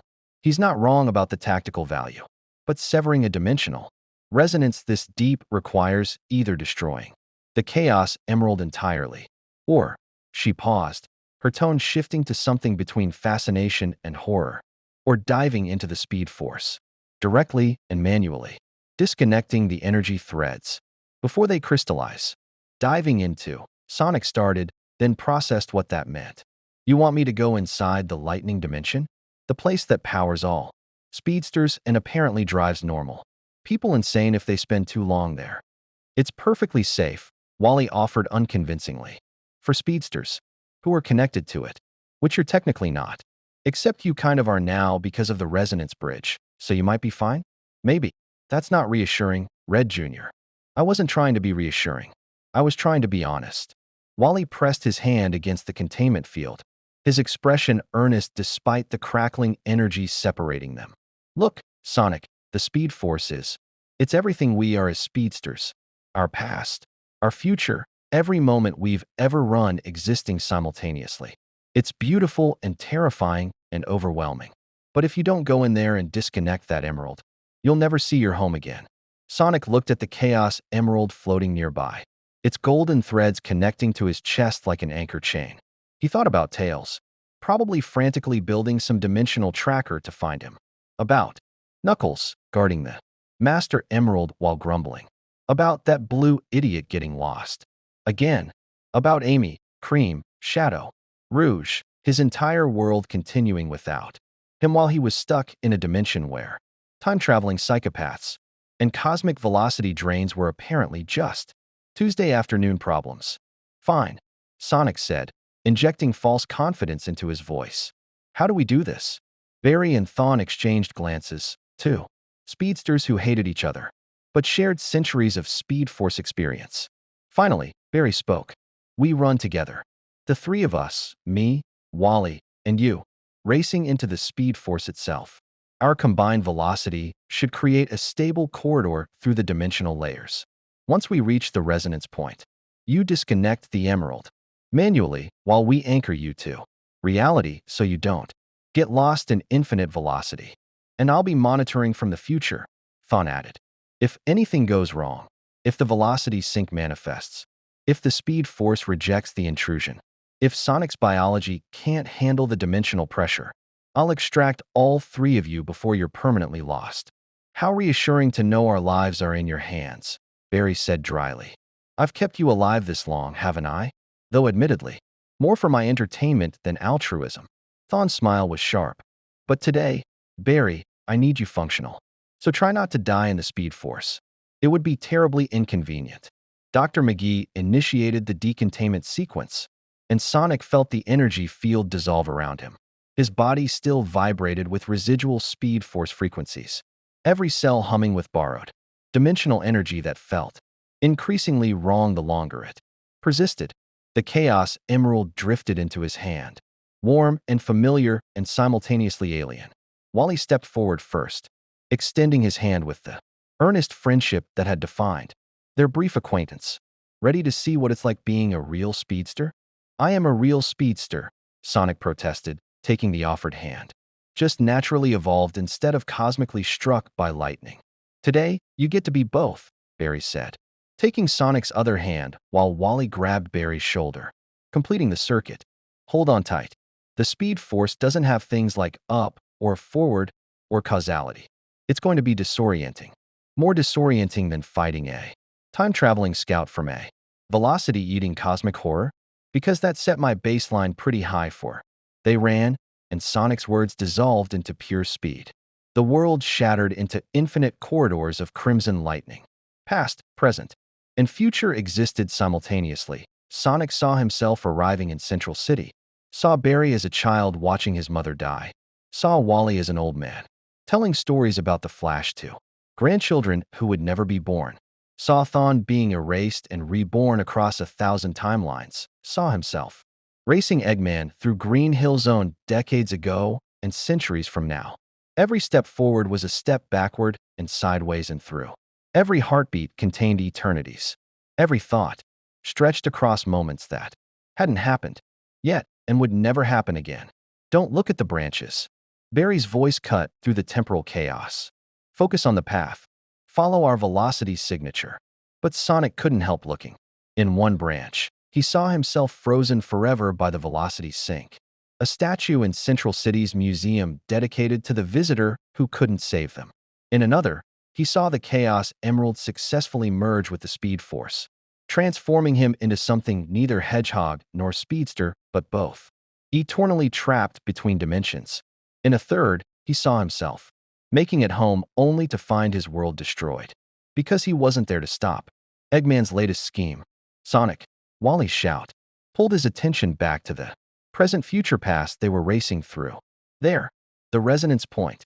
Ahead, if ahead meant anything here, Sonic saw a nexus of golden and crimson energy, the Chaos Emeralds, dimensional signature tangled with the Speed Force's infinite velocity. The threads connecting them pulsed with increasing intensity, crystallizing into permanent bonds that would lock his fate to this dimension forever. They dove into the nexus. Three speedsters racing at velocities that transcended physics into pure concept. And Sonic reached for the threads with hands that existed in 17 moments simultaneously. The Chaos Emerald screamed, not sound, but sensation, as he began pulling it away from the Speed Force's seductive power. And somewhere in the infinite corridors of velocity, something vast and ancient took notice of the visitor who dared sever what the Speed Force desired to claim. The dimension itself began to fight back. The Speed Force was alive, not conscious in any way Sonic understood consciousness, but aware of vast intelligence, composed of every moment of velocity that had ever existed or would exist, across all timelines. And it was deeply, profoundly offended that something was trying to remove itself from its infinite embrace. Crimson lightning lashed out from the dimensional fabric, wrapping around Sonic's arms as he gripped the golden threads, connecting the Chaos Emerald to this reality's power structure. Each bolt carried memories that weren't his. Barry Allen watching his mother murdered by a man in yellow. Jay Garrick discovering his speed could save lives. Wally West learning he could never outrun his own legacy. Countless speedsters across infinite timelines, racing toward destinies they couldn't escape. It's trying to show you what you could have, Barry shouted, his own connection to the Speed Force keeping him anchored while reality twisted around them. Every speedster who touches this dimension becomes part of its story. It wants you to stay, Sonic, to become one of us. Yeah, well, I've got my own story. Sonic pulled harder on the golden threads, feeling them resist like living things that had decided they belonged here, more than they belonged to him. The Chaos Emerald pulsed in response to his determination, its yellow glow intensifying as it remembered what it was supposed to be, a source of power, independent of any single dimension's rules. Wally braced himself against a corridor of frozen lightning, his hands gripping Sonic's shoulders to keep the Hedgehog from being swept away by temporal currents. The Speed Force doesn't understand biological velocity. It thinks all speed comes from it. You have to show it you're different. But how do you explain to a cosmic force that speed can evolve naturally? That running can exist without dimensional energy? That velocity isn't a gift granted, but a trait developed? The answer came from an unexpected source. Eobard Thawne materialized beside them, his yellow suit blazing with reverse polarized Speed Force energy that made reality flinch away from him. The reverse flash moved with casual confidence through the dimensional chaos, his centuries of experience navigating temporal paradoxes making him grotesquely at ease in what was driving Sonic's sanity to its breaking point. The Speed Force is possessive, Thawne explained conversationally, as if they weren't surrounded by infinite velocity trying to absorb them. It believes all speedsters belong to it, present, past, and future. But it has one fundamental weakness. He reached into the crackling energy and pulled out a strand of his own. Yellow lightning. It can be corrupted, perverted, made to serve purposes it was never designed for. Observe. Thawne wrapped his reverse polarized energy around the golden threads connecting Sonic to the Speed Force, and the dimensional fabric recoiled. His corrupted velocity acted like poison to the Speed Force's attempt at assimilation, creating gaps in the resonance bond that Sonic immediately exploited. "Why are you helping me?" Sonic gasped, pulling thread after thread free, while the Speed Force held with something between rage and grief. "You literally want to destroy this dimension's source of speed." "Precisely," Thawne said. And watching you, a runner who exists, independently of the speed, force, proves it's possible to have velocity without this dimensional tyranny. Your freedom from the speed force gives me hope that one day I can be free of it too. His smile turned vicious. Besides, the speed force is pain as it loses something it desired. Delicious. Barry's expression was complicated, disgust at Thawne's methods mixing with pragmatic acknowledgement that they were working. You're using Sonic's escape to hurt the speed force itself. I'm using Sonic's escape to prove a point. Thawne corrected. That the speed force isn't inevitable, isn't necessary, isn't the only path to velocity. And every moment it fails to keep him trapped reinforces that truth. Another thread snapped free, and Sonic felt the Chaos Emerald surge with reclaimed independence. But the speed force wasn't surrendering easily. It reached deeper into its infinite reserves, pulling velocity from moments that hadn't happened yet, from timelines that would never exist, from every potential future where Sonic stayed and became the greatest speedster who ever ran. Visions crashed into Sonic's mind. Himself wearing a crimson suit adorned with blue trim, running beside Barry as the new generation of Flash, himself racing through time to prevent cosmic catastrophes, his natural speed enhanced by speed force, mastery until he could outrun death itself, himself standing at the end of the universe, the last speedster, keeping motion, alive through sheer force of will until the final heartbeat of existence. Beautiful futures, heroic destinies, legends that would echo across eternity. All lies designed to make him stay. I already am the fastest thing alive, Sonic roared, his voice cutting through temporal noise as he grabbed the final thread. I don't need your dimension to tell me what I am. I've been saving my world since I could run, fighting impossible odds, protecting my friends, defeating monsters and robots and gods without any cosmic power source making me special.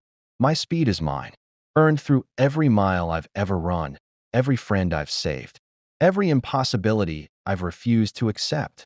The Chaos Emerald blazed like a yellow sun, responding to his conviction with power that existed outside the speed force's jurisdiction. And for one perfect moment, Sonic's biological velocity and the Emerald's dimensional energy harmonized completely, not merging with the speed force, but asserting their own existence independently of it. The final thread snapped. Reality screamed as the resonance bridge shattered, golden and crimson energy, exploding outward in a shockwave that rippled across every timeline simultaneously. The speed force reeled back, wounded in ways it hadn't been since. Barry Allen broke its rules to save the universe. And in that moment of dimensional pain, Sonic felt something shift fundamentally. The Chaos Emerald was free, fully disconnected, his and his alone again. But they were still trapped inside the speed force, with no clear path back to Central City's reality. This is the part where Thawne's contingency plan better actually exist, Wally said nervously, watching corridors of lightning collapse and reform around them as the speed force's structure destabilized from the severed connection. Oh, it exists, Thawne assured them, his form already beginning to fade as he prepared to phase back to his own timeline. But I never said it would be pleasant. Barry, you remember the technique Professor Zoom taught you? The one you swore you'd never use, because it risked fragmenting your consciousness across multiple timelines. Barry's face paled. Eobard, no. That's suicide for anyone who doesn't have your level of temporal awareness. Good thing you're not doing it alone then. Thawne's smile was genuine for once, touched with something almost resembling respect. The Hedgehog proved he can survive impossible velocity without speed force training. Wally's young enough to adapt to temporal fragmentation. And you, Barry, have more experience breaking speed force rules than anyone alive. Together, you might manage a controlled temporal explosion that launches you back to your proper timeline. Might? Sonic repeated. Did evil Yellow Me just say might? Would you prefer probably won't, but at least you'll die knowing you tried? Thawne was almost completely translucent now, his form stretched across too many timelines to maintain solid presence. Run, speedsters. Run faster than you've ever run before, then run faster than that. And Sonic, his voice echoed from everywhere as he finished fading. Thank you for proving I was right to believe in you. It's been educational. He vanished, leaving 3 runners alone in an Infinite dimension that was actively trying to stabilize itself by absorbing them into its structure. I hate him so much, Wally muttered. Agreed, Barry said. But he's right about the technique. Sonic, we need to generate enough velocity to literally punch through the dimensional barrier between the speed, force, and normal reality. It's going to feel like getting hit by a freight train made of lightning while simultaneously existing in 17 places at once. So, Tuesday afternoon by this dimension's standards? Sonic quipped, though his quills were flat with genuine concern. Basically, Barry grabbed Sonic's hand, Wally grabbed the other, and they formed a triangle of runners facing each other. On my mark, we run in a circle, building speed until reality can't hold us anymore. Don't stop. Don't slow down. Don't think about where we're going. Just run toward home with everything you have.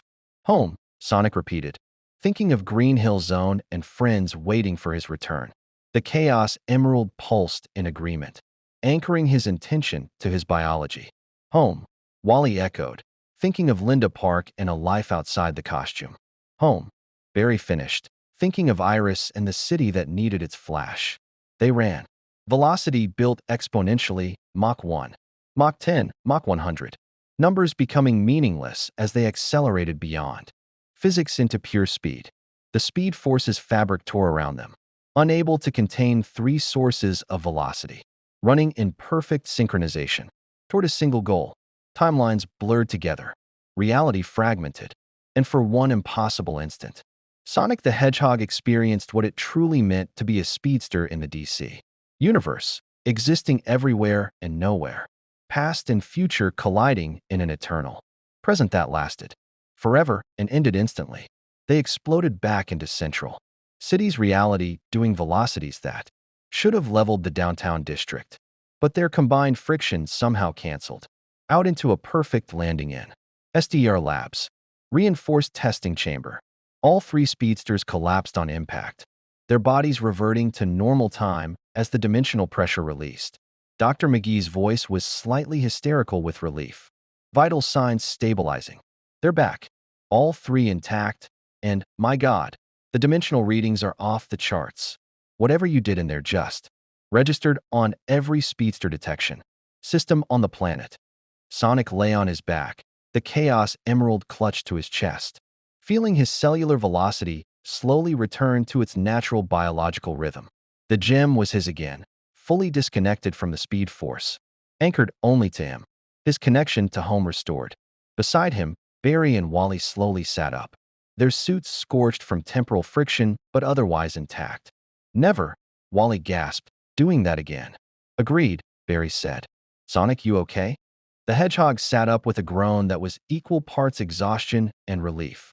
Define okay, because I'm pretty sure I just experienced my entire life backwards while also living every possible future where I stayed here, and my brain is really confused about linear time right now. Give it an hour. The temporal disorientation fades. Barry offered a hand, pulling Sonic to his feet. The important thing is you're free. The Chaos Emerald is disconnected. You can go home. The words should have brought pure relief.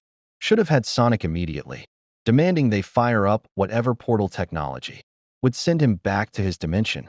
But instead, the hedgehog looked at the two flashes, Barry with his weight of responsibility, Wally with his infectious optimism, and felt something complicated twist in his chest. About that, Sonic said slowly. This velocity sink thing Thawne mentioned. The cosmic threat that's supposedly coming. You guys are going to need help, right? The Flash Museum's emergency conference room had become an impromptu war room. Holographic displays showing temporal projections across Central City's skyline. Barry Allen stood at the head of the table, his cowl pulled back to reveal the forensic scientist, analyzing data with methodical intensity. Wally West paced the perimeter with restless energy, unable to stay still even when not actively running.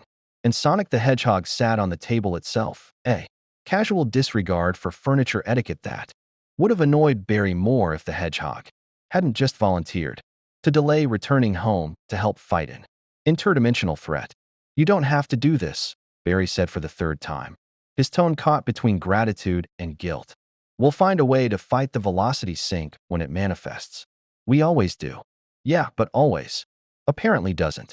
Include the timelines where everyone becomes frozen statues, Sonic countered, tossing the Chaos Emerald between his hands with practiced ease.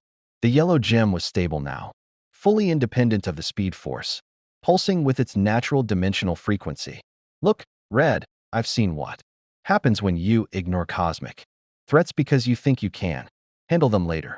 Eggman once nearly cracked my planet in half because I figured I'd deal with him eventually. Not making that mistake again.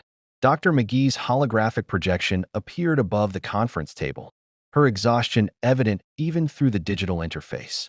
If it helps your decision-making, Mr. Hedgehog, our analysis of the velocity sink scouts remains suggests the main threat won't manifest for at least 3 weeks. You'd have time to return home, warn your dimension about potential dimensional breaches, and return here before the crisis escalates. Except we don't know if I can return, Sonic pointed out. The Chaos Emerald got me here by accident during Eggman's portal malfunction. Getting back requires either fixing that portal from this side, or finding 7 Chaos Emeralds in this dimension. Or, he looked at Barry hopefully. You guys have interdimensional travel technology just lying around, right? SDR Labs has prototype portal generators, Wally offered. Cisco Ramon over at Central Cities Metahuman Task Force has been working on breach technology since the Flashpoint incident. In worst case, we could ask the Justice League for help, Wonder Woman's lasso can supposedly open dimensional gateways if used correctly, all of which require resources, time, and bureaucratic approval, Barry said, which we don't have if the velocity sink could attack at any moment. He pulled up another holographic display showing Eobard Thawne's temporal calculations. According to the data Reverse Flash left us, and yes, I'm aware of the irony of trusting his information, the velocity sink's main form will target the moment of greatest speed force concentration, a point in space-time where multiple speedsters exist simultaneously. Sonic's ear twitched. Like right now? 3 speedsters in one building. Or like a planned event where every speedster in existence gathers together. Wally said slowly, his expression shifting to horrified realization. Barry, the Speed Force Summit. It's in 2 weeks. Barry's face went pale. Oh no, Speed Force Summit. Sonic looked between them, recognizing oh no tones in any language or dimension. Every active speedster in the DC universe meets once per year, Barry explained, already typing frantically on holographic interfaces. Jay Garrick, Bart Allen, Jesse Quick, Max Mercury, Johnny Quick if he's phased back to this reality. Even speedsters from alternate Earths sometimes attend. It's supposed to be a coordination meeting, sharing techniques and threats, maintaining our collective knowledge about the Speed Force. It's also the single point in space-time where the Speed Force's presence is most concentrated, Wally added grimly. If the velocity sink wanted to drain every speedster simultaneously, hitting the summit would accomplish it in one strike. And it's being held where? Sonic asked, though he suspected he wouldn't like the answer. Keystone City, Barry said. Jay Garrick's hometown. 40 miles from Central City. Population 3 million, most of whom have no idea their local retirement age. Hero is actually the first Flash and hosts an annual gathering of people who can break the sound barrier on foot. The tactical implications crystallized in Sonic's mind with uncomfortable clarity. The velocity sink would attack the summit, drain every speedster present, and leave both Central City and Keystone completely vulnerable. No Flash to stop the rogues. No Kid Flash to protect civilians. No speedster network to respond to continental-level threats. The East Coast would be defenseless, and with every speedster neutralized, the velocity sink would have free reign to expand its drain protocol across the entire planet. So we cancel the summit, Sonic said. Easy solution. Except canceling alerts. Whoever's controlling the velocity sink that we know they're coming, Barry countered. They adjust their strategy. Hit us when we're separated and vulnerable, instead of together where we might coordinate a defense. At least if we let the summit proceed, we control the battlefield. You want to use the speedster gathering as bait, Sonic said flatly, including yourselves. I want to protect 3 million people in Keystone, 8 million in Central City, and the hundreds of millions more who depend on speedsters being able to respond to threats. Barry corrected. If that means putting ourselves at risk to draw out the velocity sink where we can fight it on our terms, yes. That's exactly what I'm proposing. Wally had stopped pacing, his youthful enthusiasm replaced by grim determination. We need contingencies, ways to fight back if the drain protocol activates. Sonic proved biological velocity. Works independently, maybe. We can replicate that somehow. Give non-speedster heroes the ability to move if we all get frozen. Or, Sonic interjected, holding up the Chaos Emerald. You let me handle the velocity sink while you deal with protecting civilians. I'm immune to its drain. My speed doesn't come from your speed force. And this little gem here just proved it can create kinetic fields independently of dimensional energy. I'm basically the perfect counter to a velocity-stealing cosmic horror. Barry studied the hedgehog with an expression Sonic was learning to recognize, the Flash calculating probabilities, weighing risks, trying to find solutions that didn't require anyone sacrificing themselves. It was the same look Sonic had seen on Tails when his best friend was solving impossible engineering problems, the same weight of responsibility that came from being the person everyone counted on to have answers. You'd be alone, Barry said quietly. If the velocity sink drains every speedster at the summit, and its main form is stronger than the scout you fought, you'd be facing something cosmic-level powerful with no backup. Story of my life. Honestly, Sonic said with false confidence. I've fought robots the size of buildings, ancient gods of destruction, time-traveling warlords, and Eggman's ego, which is genuinely the most dangerous thing in my dimension. I can handle one velocity-stealing nightmare. The scout nearly froze you permanently, Wally pointed out. And you said yourself you barely survived using partial supersonic transformation with one emerald. What happens when the main velocity sink comes with full power and you don't have the energy reserves to go golden again? It was a fair question. One Sonic didn't have a good answer for except stubborn determination and the refusal to let people become frozen statues because he chose his own safety over theirs. Before he could formulate a response that wasn't just, I'll figure it out, alarms shrieked through SDER labs with ear-splitting urgency. Not temporal distortion warnings this time, something else. Something that made Barry's expression shift from concerned to genuinely terrified. That's the cosmic threat detection system, Barry said, already moving toward the door at superhuman speed even without actively tapping the speed force. Something massive just breached dimensional barriers near Keystone City. Multiple energy signatures, none of them matching any known Earth-based power source. The velocity sink? Wally asked, racing after him with Sonic close behind. Worse, Dr. McGee's voice came through their communicators, her tone carrying the exhausted weight of someone delivering catastrophic news. The dimensional breach is emanating chaos energy signatures. 7 distinct sources, all identical to the emerald Sonic carries. Gentlemen, someone just brought all 7 chaos emeralds into our dimension. Sonic stopped mid-stride, his quills standing on end with a mixture of hope and dread. That's impossible. The emeralds are scattered across my world. They don't just appear together unless. His words died as realization crashed over him with the force of a tidal wave. Unless someone deliberately gathered them, Barry finished. Someone who knew you were here. Someone who needed all 7 emeralds for a reason important enough to tear holes in dimensional barriers. Eggman, Sonic whispered. He's here. He followed me through. The holographic displays shifted to show satellite footage of Keystone City's outskirts, and Sonic's worst fears crystallized into horrifying reality. A massive mechanical fortress, materialized from the dimensional breach, all chrome and red metal, bristling with weapons and glowing with the collected radiance of 7 chaos emeralds socketed into its power core. The Death Egg Mark 7 had come to the DC universe, and perched in the fortress's command throne visible through reinforced windows. Dr. Evo Eggman, Robotnik's distinctive mustache was unmistakable even from satellite distance as he surveyed his new conquest territory with obvious glee. Flash. Eggman's voice boomed across every communication frequency simultaneously, his technological genius overriding Central City's entire network effortlessly. Or should I say, Flash's plural? I've been tracking my troublesome hedgehog across dimensional barriers for days. Imagine my surprise when I discovered he'd crashed into a Universe filled with speedsters, heroes, and most delightfully, a cosmic threat that feeds on velocity itself.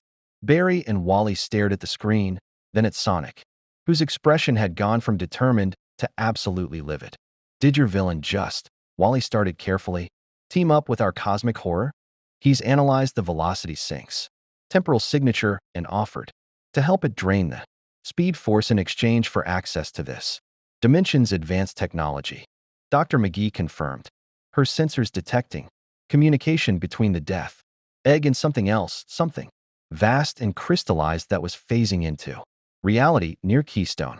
Mr. Hedgehog, your enemy appears to be pragmatic about alliances when it serves his goals. Of course he is, Sonic growled, his hands clenching into fists. Eggman doesn't care about destroying speedsters or conquering dimensions. He cares about proving he's smarter than everyone else. And what better way to prove that than solving this universe's cosmic crisis while simultaneously catching me? The satellite feed showed the velocity sink's main form emerging. Behind the death egg, a massive crystallized entity that dwarfed the Scout Sonic had fought, its body composed of stolen motion from 1,000 timelines, where the Scout had been humanoid. This was something else entirely, a geometric impossibility that hurt to perceive directly, existing in too many dimensions simultaneously. And it was heading directly toward Keystone City, toward the location where the Speed Force Summit was scheduled to convene, toward the moment where every speedster would be gathered together. We need to evacuate Keystone, Barry said, his tactical mind already running through impossible scenarios. Get every civilian out before. Before what, Flash? Eggman's transmission continued. Before I demonstrate what happens when genius-level intellect properly applies chaos energy to cosmic threats? Oh no, I insist you watch. Consider it a learning experience about the superiority of scientific approach over mindless heroism. The Death Egg's weapons powered up, 7 Chaos Emeralds blazing with collected radiance, and Sonic felt his own single emerald pulse in response, recognition, longing, the desire to reunite with its siblings that Eggman was absolutely counting on exploiting. He wants me to come to him, Sonic said. Wants me to try rescuing the emeralds, which will put me in range of whatever trap he's prepared while simultaneously leaving you guys to deal with the velocity sink alone. Classic villain division of forces, Wally observed. Separate us, overwhelm us individually, win through superior tactical positioning. Except he's forgetting one critical factor, Barry said. And Sonic heard the shift in his voice, the Flash becoming the general, the scientist becoming the strategist, the man becoming the symbol. We're not fighting alone. Sonic, can you reach the death egg before Eggman deploys whatever nightmare he's prepared? In my sleep, Sonic confirmed. But that leaves you guys facing the cosmic horror. We'll handle it, Barry said with more confidence than Sonic felt he'd earned. Wally, contact the Justice League. Get Superman, Wonder Woman, Green Lantern, anyone who can fight cosmic-level threats to Keystone. Immediately. Dr. McGee, activate every speedster beacon we have. If there was ever a time for the Flash family to assemble in force, it's now. And what about the summit? Wally asked. All those speedsters gathering in one place is exactly what the velocity sink wants. Barry's smile was sharp, dangerous, and entirely unlike his usual Boy Scout heroism. Then we give it what it wants. But on our terms. Sonic, he turned to the Hedgehog, extending his hand. Go get your emeralds back. Show your villain what happens when he underestimates hedgehogs and Flashes working together. Sonic took the offered hand, feeling the weight of alliance across dimensions. Don't get frozen while I'm gone. Red, I've gotten attached to you speedsters. Don't get roboticized, Barry countered. We've gotten attached to stubborn blue hedgehogs. They separated, and 3 heroes raced toward impossible battles. Barry Allen toward the velocity sink and the defense of Keystone City. Wally West toward gathering every speedster and hero who could possibly help. And Sonic the Hedgehog toward the Death Egg Fortress where his greatest enemy waited with a smile and 7 stolen gemstones. Above them all, the sky darkened as reality itself prepared for the collision of 2 dimensions worth of threats. And somewhere in the future, Eobard Thawne watched the timeline branch into 1,000 possible outcomes, some ending in victory, some in extinction, and all of them depending on whether A hedgehog and a speedster could trust each other enough to save universes. Neither of them were native to. The race for existence itself had entered its final lap. Sonic hit the Death Egg's outer hull doing Mach 3, his spin dash punching through reinforced plating that would have stopped conventional missiles. Alarms shrieked through Eggman's fortress as the Hedgehog carved a path toward the power core, his single Chaos Emerald blazing with determination to reunite with its siblings. Behind him, the hole sealed. Automatically, living metal technology that Eggman had clearly borrowed from this Dimension's advanced metallurgy. Probably LexCorp or Wayne Enterprises' patent stolen during his brief time here. Welcome home, Sonic. Eggman's voice boomed through speakers embedded in every corridor. I've missed our little dance. This dimension's heroes are so predictable. They announce their presence, explain their moral philosophy, then politely wait for me to counter. Where's the artistry? Where's the flair? Where's the part where I kick your robots apart and take back what you stole? Sonic shot back, wall running through a corridor that suddenly rotated 90 degrees in a trap he avoided through pure instinct. Laser grids, flame jets, electrified floors, all standard Eggman obstacles that Sonic had been dodging since childhood. Muscle memory carried him through. But something was different. The Death Egg's interior wasn't just mechanical. It hummed with energy that felt wrong, crystallized and cold. Stolen velocity. Eggman had integrated velocity sync technology into his fortress, using drained kinetic energy as a supplemental power source alongside the Chaos Emeralds. You've been busy, Sonic observed, grinding along a rail that led toward the central chamber, where he could feel all 7 emeralds calling to him. How long have you been in this dimension? I've only been gone, 2 days? 3 months, Eggman corrected cheerfully. Though from your perspective, it's been 47 hours. Time dilation during dimensional transit, fascinating physics. I've been studying this universe's speed force, analyzing its weaknesses, and preparing the perfect trap. Did you know there's a cosmic entity here that feeds on velocity? I certainly didn't, until it tried draining my egg carrier and I captured one of its scouts for analysis. Sonic's blood ran cold. You captured a velocity sync scout? Eggman, those things are from the future, controlled by something cosmic-level dangerous. We're controlled, Eggman interrupted. Past tense. After I reverse-engineered their temporal signature and rewrote their base programming. Now they answer to me. Or rather, they answer to the Death Egg's AI, which answers to me. Delegation, Sonic. It's called efficient management. The corridor opened into the central power chamber, and Sonic skidded to a stop, his quills standing on end with genuine alarm. The 7 Chaos Emeralds floated in a circular array, their combined radiance creating a pillar of light that extended through the fortress's ceiling toward Keystone City below. But they weren't just powering the Death Egg, they were being drained. Their energy siphoned into dozens of velocity sync entities that Eggman had somehow reprogrammed and enslaved. Beautiful, isn't it? Eggman descended from his command throne on a hovering platform, his rotund form somehow menacing despite its absurdity. His mustache was particularly elaborate today, suggesting he'd had time to groom while plotting multiversal conquest. I call it the velocity synthesis engine. It takes the Chaos Emerald's dimensional energy and converts it into the same frequency the velocity sync uses to drain motion. Essentially, I've created a weapon that can freeze entire planets by rewriting the fundamental laws of kinetic energy. You're insane, Sonic said flatly. You've weaponized a cosmic horror and plugged it into reality-warping gemstones. Do you have any idea what happens if you lose control? I never lose control, Hedgehog. That's what separates genius from heroic improvisation. Eggman snapped his fingers, and the reprogrammed velocity sync entities turned their attention to Sonic.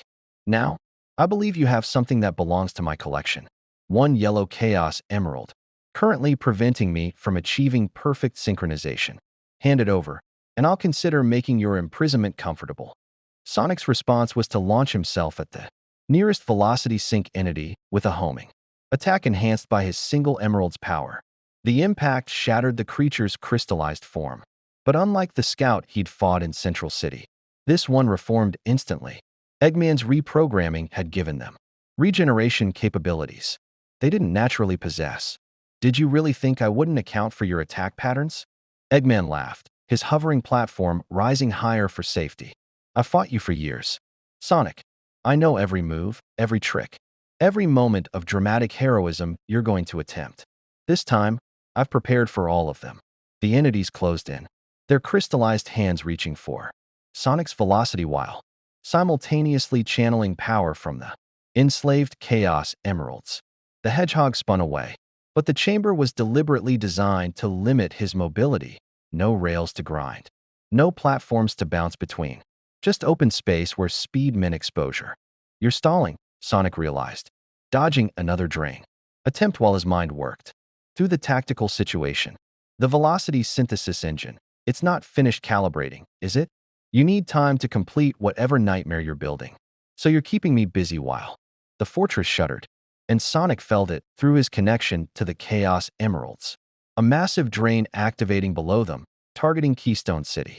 The Speed Force summit had begun, and Eggman's weapon was reaching for every speedster simultaneously.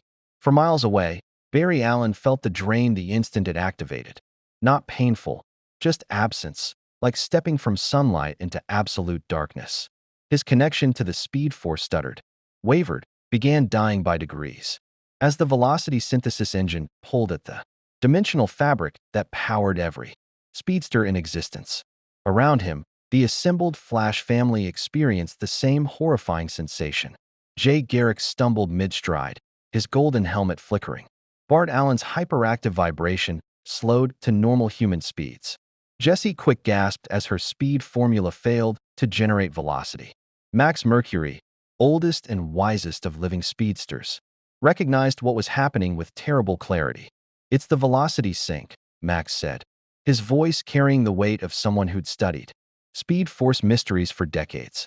But modified, enhanced, someone's weaponized it and targeted the summit specifically. Eggman, Barry confirmed, watching his hands as they stopped vibrating at superhuman frequencies. Sonic's villain followed him here and apparently decided our cosmic threat was a tool to steal. Wally, status on Justice League backup. Wally West appeared beside him, moving slower than Barry had ever seen him run, barely. Supersonic when he should have been approaching light speed. Superman's en route, but still 2 minutes out. Wonder Woman's engaged with something in Gotham. Green Lantern's off-planet. We're on our own for. The Velocity Sink's main form materialized above Keystone City. No longer an abstract cosmic threat, but a physical manifestation of entropy given form. It was impossibly massive, blotting out the sun with crystallized wings that spread across dimensions. Where the Scout had been humanoid, this was something beyond taxonomy, part geometric nightmare, part living equation that existed to subtract motion from existence. Speed Force concentration detected. Initiating. Complete drain protocol. All velocity will cease. The entity descended, and every speedster in Keystone felt their powers dying. Not just suppressed, erased, drained from their cellular structure as if they'd never been struck by lightning.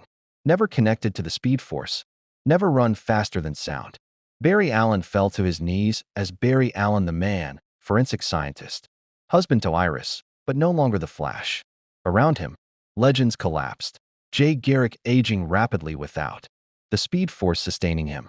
Bart Allen screaming as hyperactive thoughts slowed to normal human processing. Jessie Quick's superhuman strength fading to baseline human fragility. The Flash family was dying, and the Velocity Sink had barely begun its harvest. Sonic felt the drain through his Chaos Emerald, not affecting him, but resonating with the 6 other emeralds enslaved in Eggman's machine.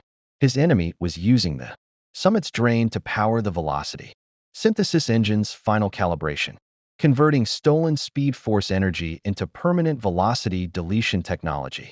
Your friends are dying, Hedgehog, Eggman observed with clinical detachment. In approximately 4 minutes, the Speed Force will be drained completely. Every speedster across every timeline rendered powerless. And once I've collected that energy, I'll have enough power to rewrite velocity physics across the entire DC universe. Imagine a reality where only I control who moves and who remains still. Ultimate power, purchased with your hero's sacrifice. The reprogrammed velocity sink entities closed in, and Sonic made the calculation that had defined his heroic career. Sometimes you can't save everyone by playing it safe. Sometimes you have to risk everything on one impossible move.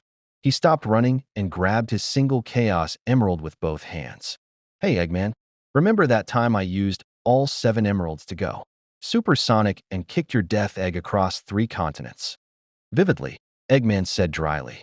You're welcome to try replicating it with 1 emerald, though I calculate your chances of success at approximately.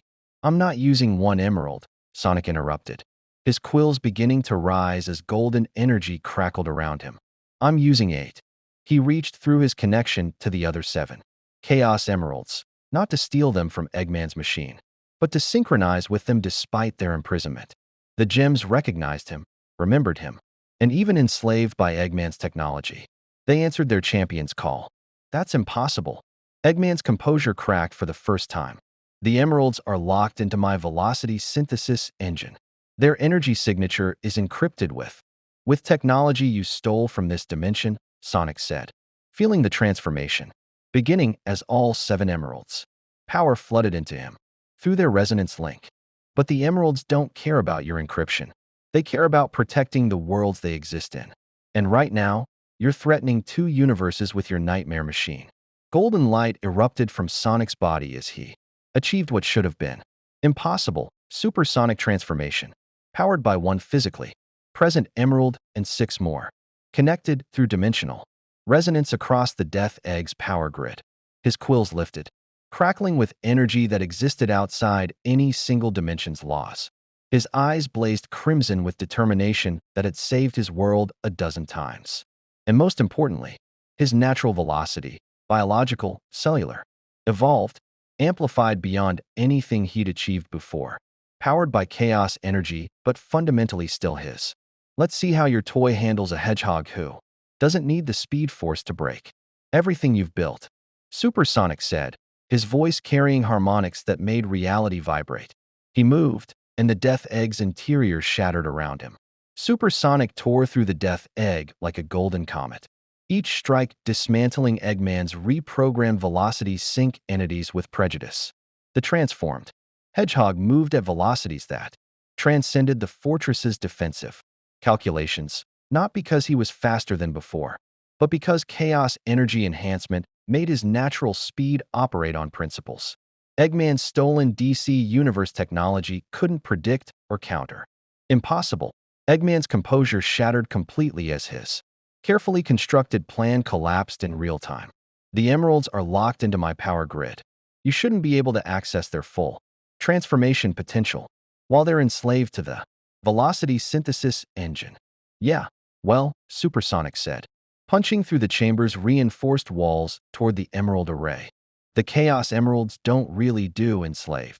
They're chaos incarnate. Remember? Your control was always temporary. He reached the circular array and didn't bother with careful extraction. Supersonic simply grabbed all 7 emeralds simultaneously, ripping them free from Eggman's machine in one decisive motion. The velocity synthesis engine screamed as its power source vanished, exotic matter crystallizing and shattering as the stolen speed force energy it had been converting suddenly had nowhere to go. The feedback explosion should have leveled the Death Egg. Would have, if Supersonic hadn't been holding the emeralds. Instead, the 7 gemstones absorbed the chaotic energy release, containing the blast within a golden sphere of protective light that left Sonic standing in the wreckage of Eggman's greatest weapon, completely unharmed. No. Eggman's hovering platform spiraled away from the destruction, his mustache somehow even more agitated than the rest of him. 3 months of preparation. Stolen technology from LexCorp, Wayne Enterprises, SDR Labs. Reverse engineering, cosmic horrors. All ruined by one insufferable hedgehog with friends who taught me something important, Supersonic interrupted, his golden form blazing as he turned to face his nemesis. You can't just steal power from a universe and expect to control it. The Speed Force, the Velocity Sync. Even the DC Universe's heroes, they're not tools in your collection, Eggman. They're forces with their own will, their own purpose. And they don't appreciate being used. Below them, in Keystone City, the Velocity Sync's main form felt its connection to Eggman's amplification. Technology sever. The entity wavered, its crystallized wings flickering, as the stolen speed force. Energy it had been draining suddenly. Reversed flow, pulled back by the chaos. Emerald's protective resonance and super. Sonic's determination. That velocity belonged to those who earned it, not those who stole it.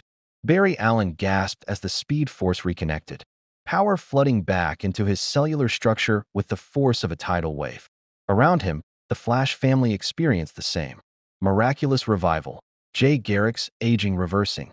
Bart Allen's thoughts accelerating back to superhuman processing. Jesse Quick's strength returning. It's working, Wally shouted, his form already vibrating at supersonic frequencies as stolen velocity returned to its rightful owners. Whatever Sonic's doing up there, it's breaking the drain. Then we finish this, Barry said, his cowl materializing as the speed force wrapped him in crimson lightning once more. Flash family, everyone who can still run, we hit the velocity sink together. Show it what happens when speedsters fight for their power instead of having it gifted by cosmic forces.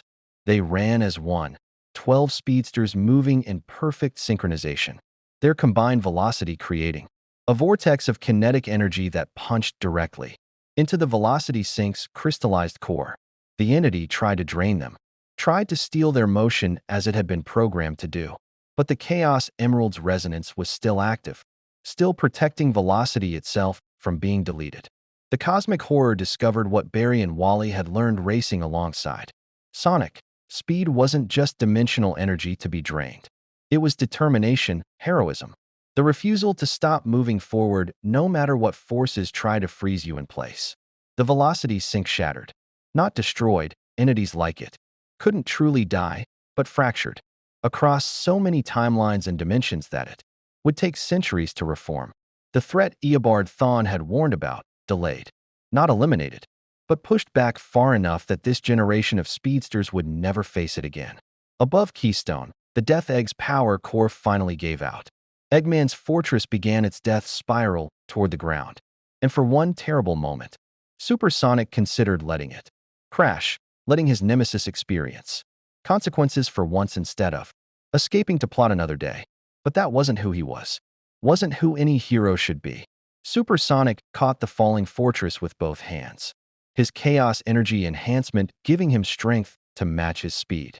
He guided the Death Egg's descent away from Keystone's downtown, crashing it into an abandoned industrial district where the only casualties would be empty warehouses and Eggman's pride. The transformation flickered as the immediate crisis passed. Golden quills faded back to blue. Crimson eyes returned to emerald green, and Sonic landed hard on the Death Egg's broken hull, breathing heavily as 7 Chaos Emeralds scattered around him like fallen stars. You know I'll rebuild. Eggman's voice crackled from the wreckage, already plotting despite his defeat. I always do. And next time, do it in our own dimension, Sonic interrupted tiredly. Because this universe has enough problems without you adding to them. A red and yellow blur resolved into Barry Allen and Wally West, both speedsters looking exhausted but alive. Behind them, the rest of the Flash family gathered, legends, who'd nearly lost their powers permanently, saved by a hedgehog, who'd risked transformation, burnout to protect speedsters who weren't, even from his world. You did it, Barry said simply. Stopped Eggman, broke his weapon, saved the Speed Force. Sonic, I don't know how to thank. Don't, Sonic said, scooping up the 7 Chaos Emeralds with practiced ease. You guys would have done the same for me. Did do the same, actually, when you helped disconnect my emerald from your Speed Force. We're even, are we? Wally asked. Because from where I'm standing, you just delayed going home to save a dimension that isn't yours. That's pretty heroic, even by our standards. Sonic shrugged, trying for casual confidence despite his exhaustion. What can I say? Hanging out with speedsters was kind of fun. Weird and complicated and full of time travel headaches, but fun. Plus, he held up the 7 emeralds. Now I can actually get home properly instead of hoping. Eggman's broken portal randomly works. The Chaos Emeralds pulsed in his hands, recognizing his intent. Creating a dimensional gateway would be simple now that he had all 7. One burst of chaos control, and he'd be back in his own universe, reuniting with Tails and the others. resuming his eternal chase with Eggman. But something made him hesitate. "Hey, Red," Sonic said to Barry.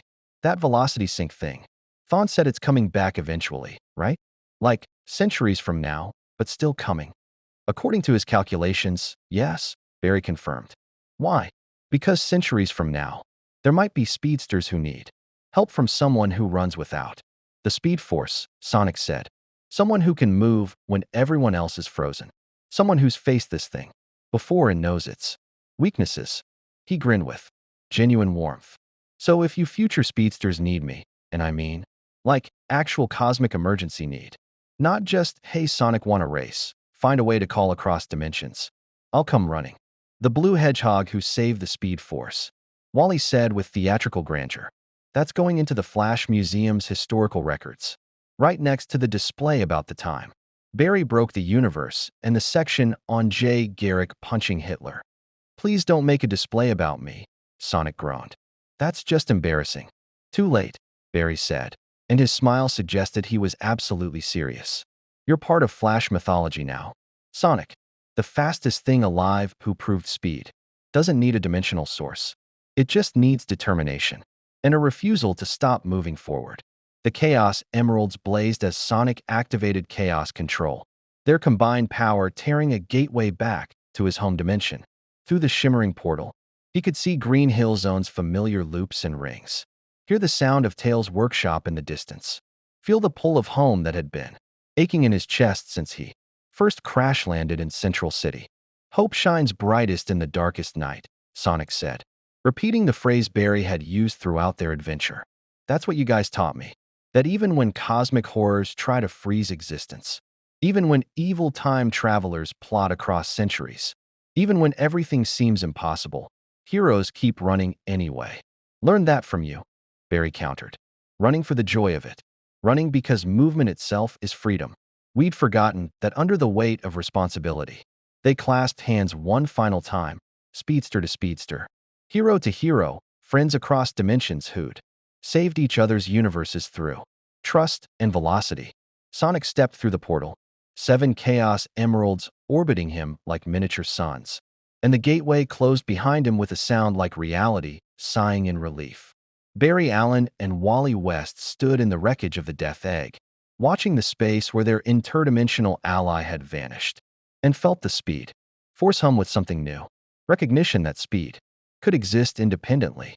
That velocity was bigger than any single dimension's power source. That running would always find a way forward. In the far future, Eobard Thawne felt the timeline stabilize into a new configuration, one where the velocity sinks. Return was delayed by centuries, and a blue hedgehog's legend was woven into Speed Force mythology. The Reverse Flash smiled despite himself. Sometimes, he had to admit, the hero actually won in ways that made existence more interesting. And in Green Hill Zone, Sonic the Hedgehog collapsed onto familiar grass, exhausted but home, while Tails' panicked voice called his name from the distance. The Hedgehog looked up at his own dimension's sky. No crimson lightning, no temporal anomalies, just honest clouds and the simple physics of a world where running meant running, not navigating cosmic complications. "Definitely telling everyone I fought alongside the Flash," Sonic muttered to himself, grinning despite his exhaustion. "Even if they don't believe me." But in his collection of 7 Chaos Emeralds, a faint crimson glow pulsed, residual, Speed Force energy that would never fully fade, a permanent connection between dimensions forged by speedsters, who proved that some friendships transcended the barriers of reality itself. The race was over for now, but legends of the blue blur who ran with the Flash would echo across 2 universes, inspiring future generations of heroes who understood that velocity, in the end, belonged to those brave enough to never stop moving forward, regardless of what cosmic forces tried to freeze them in place.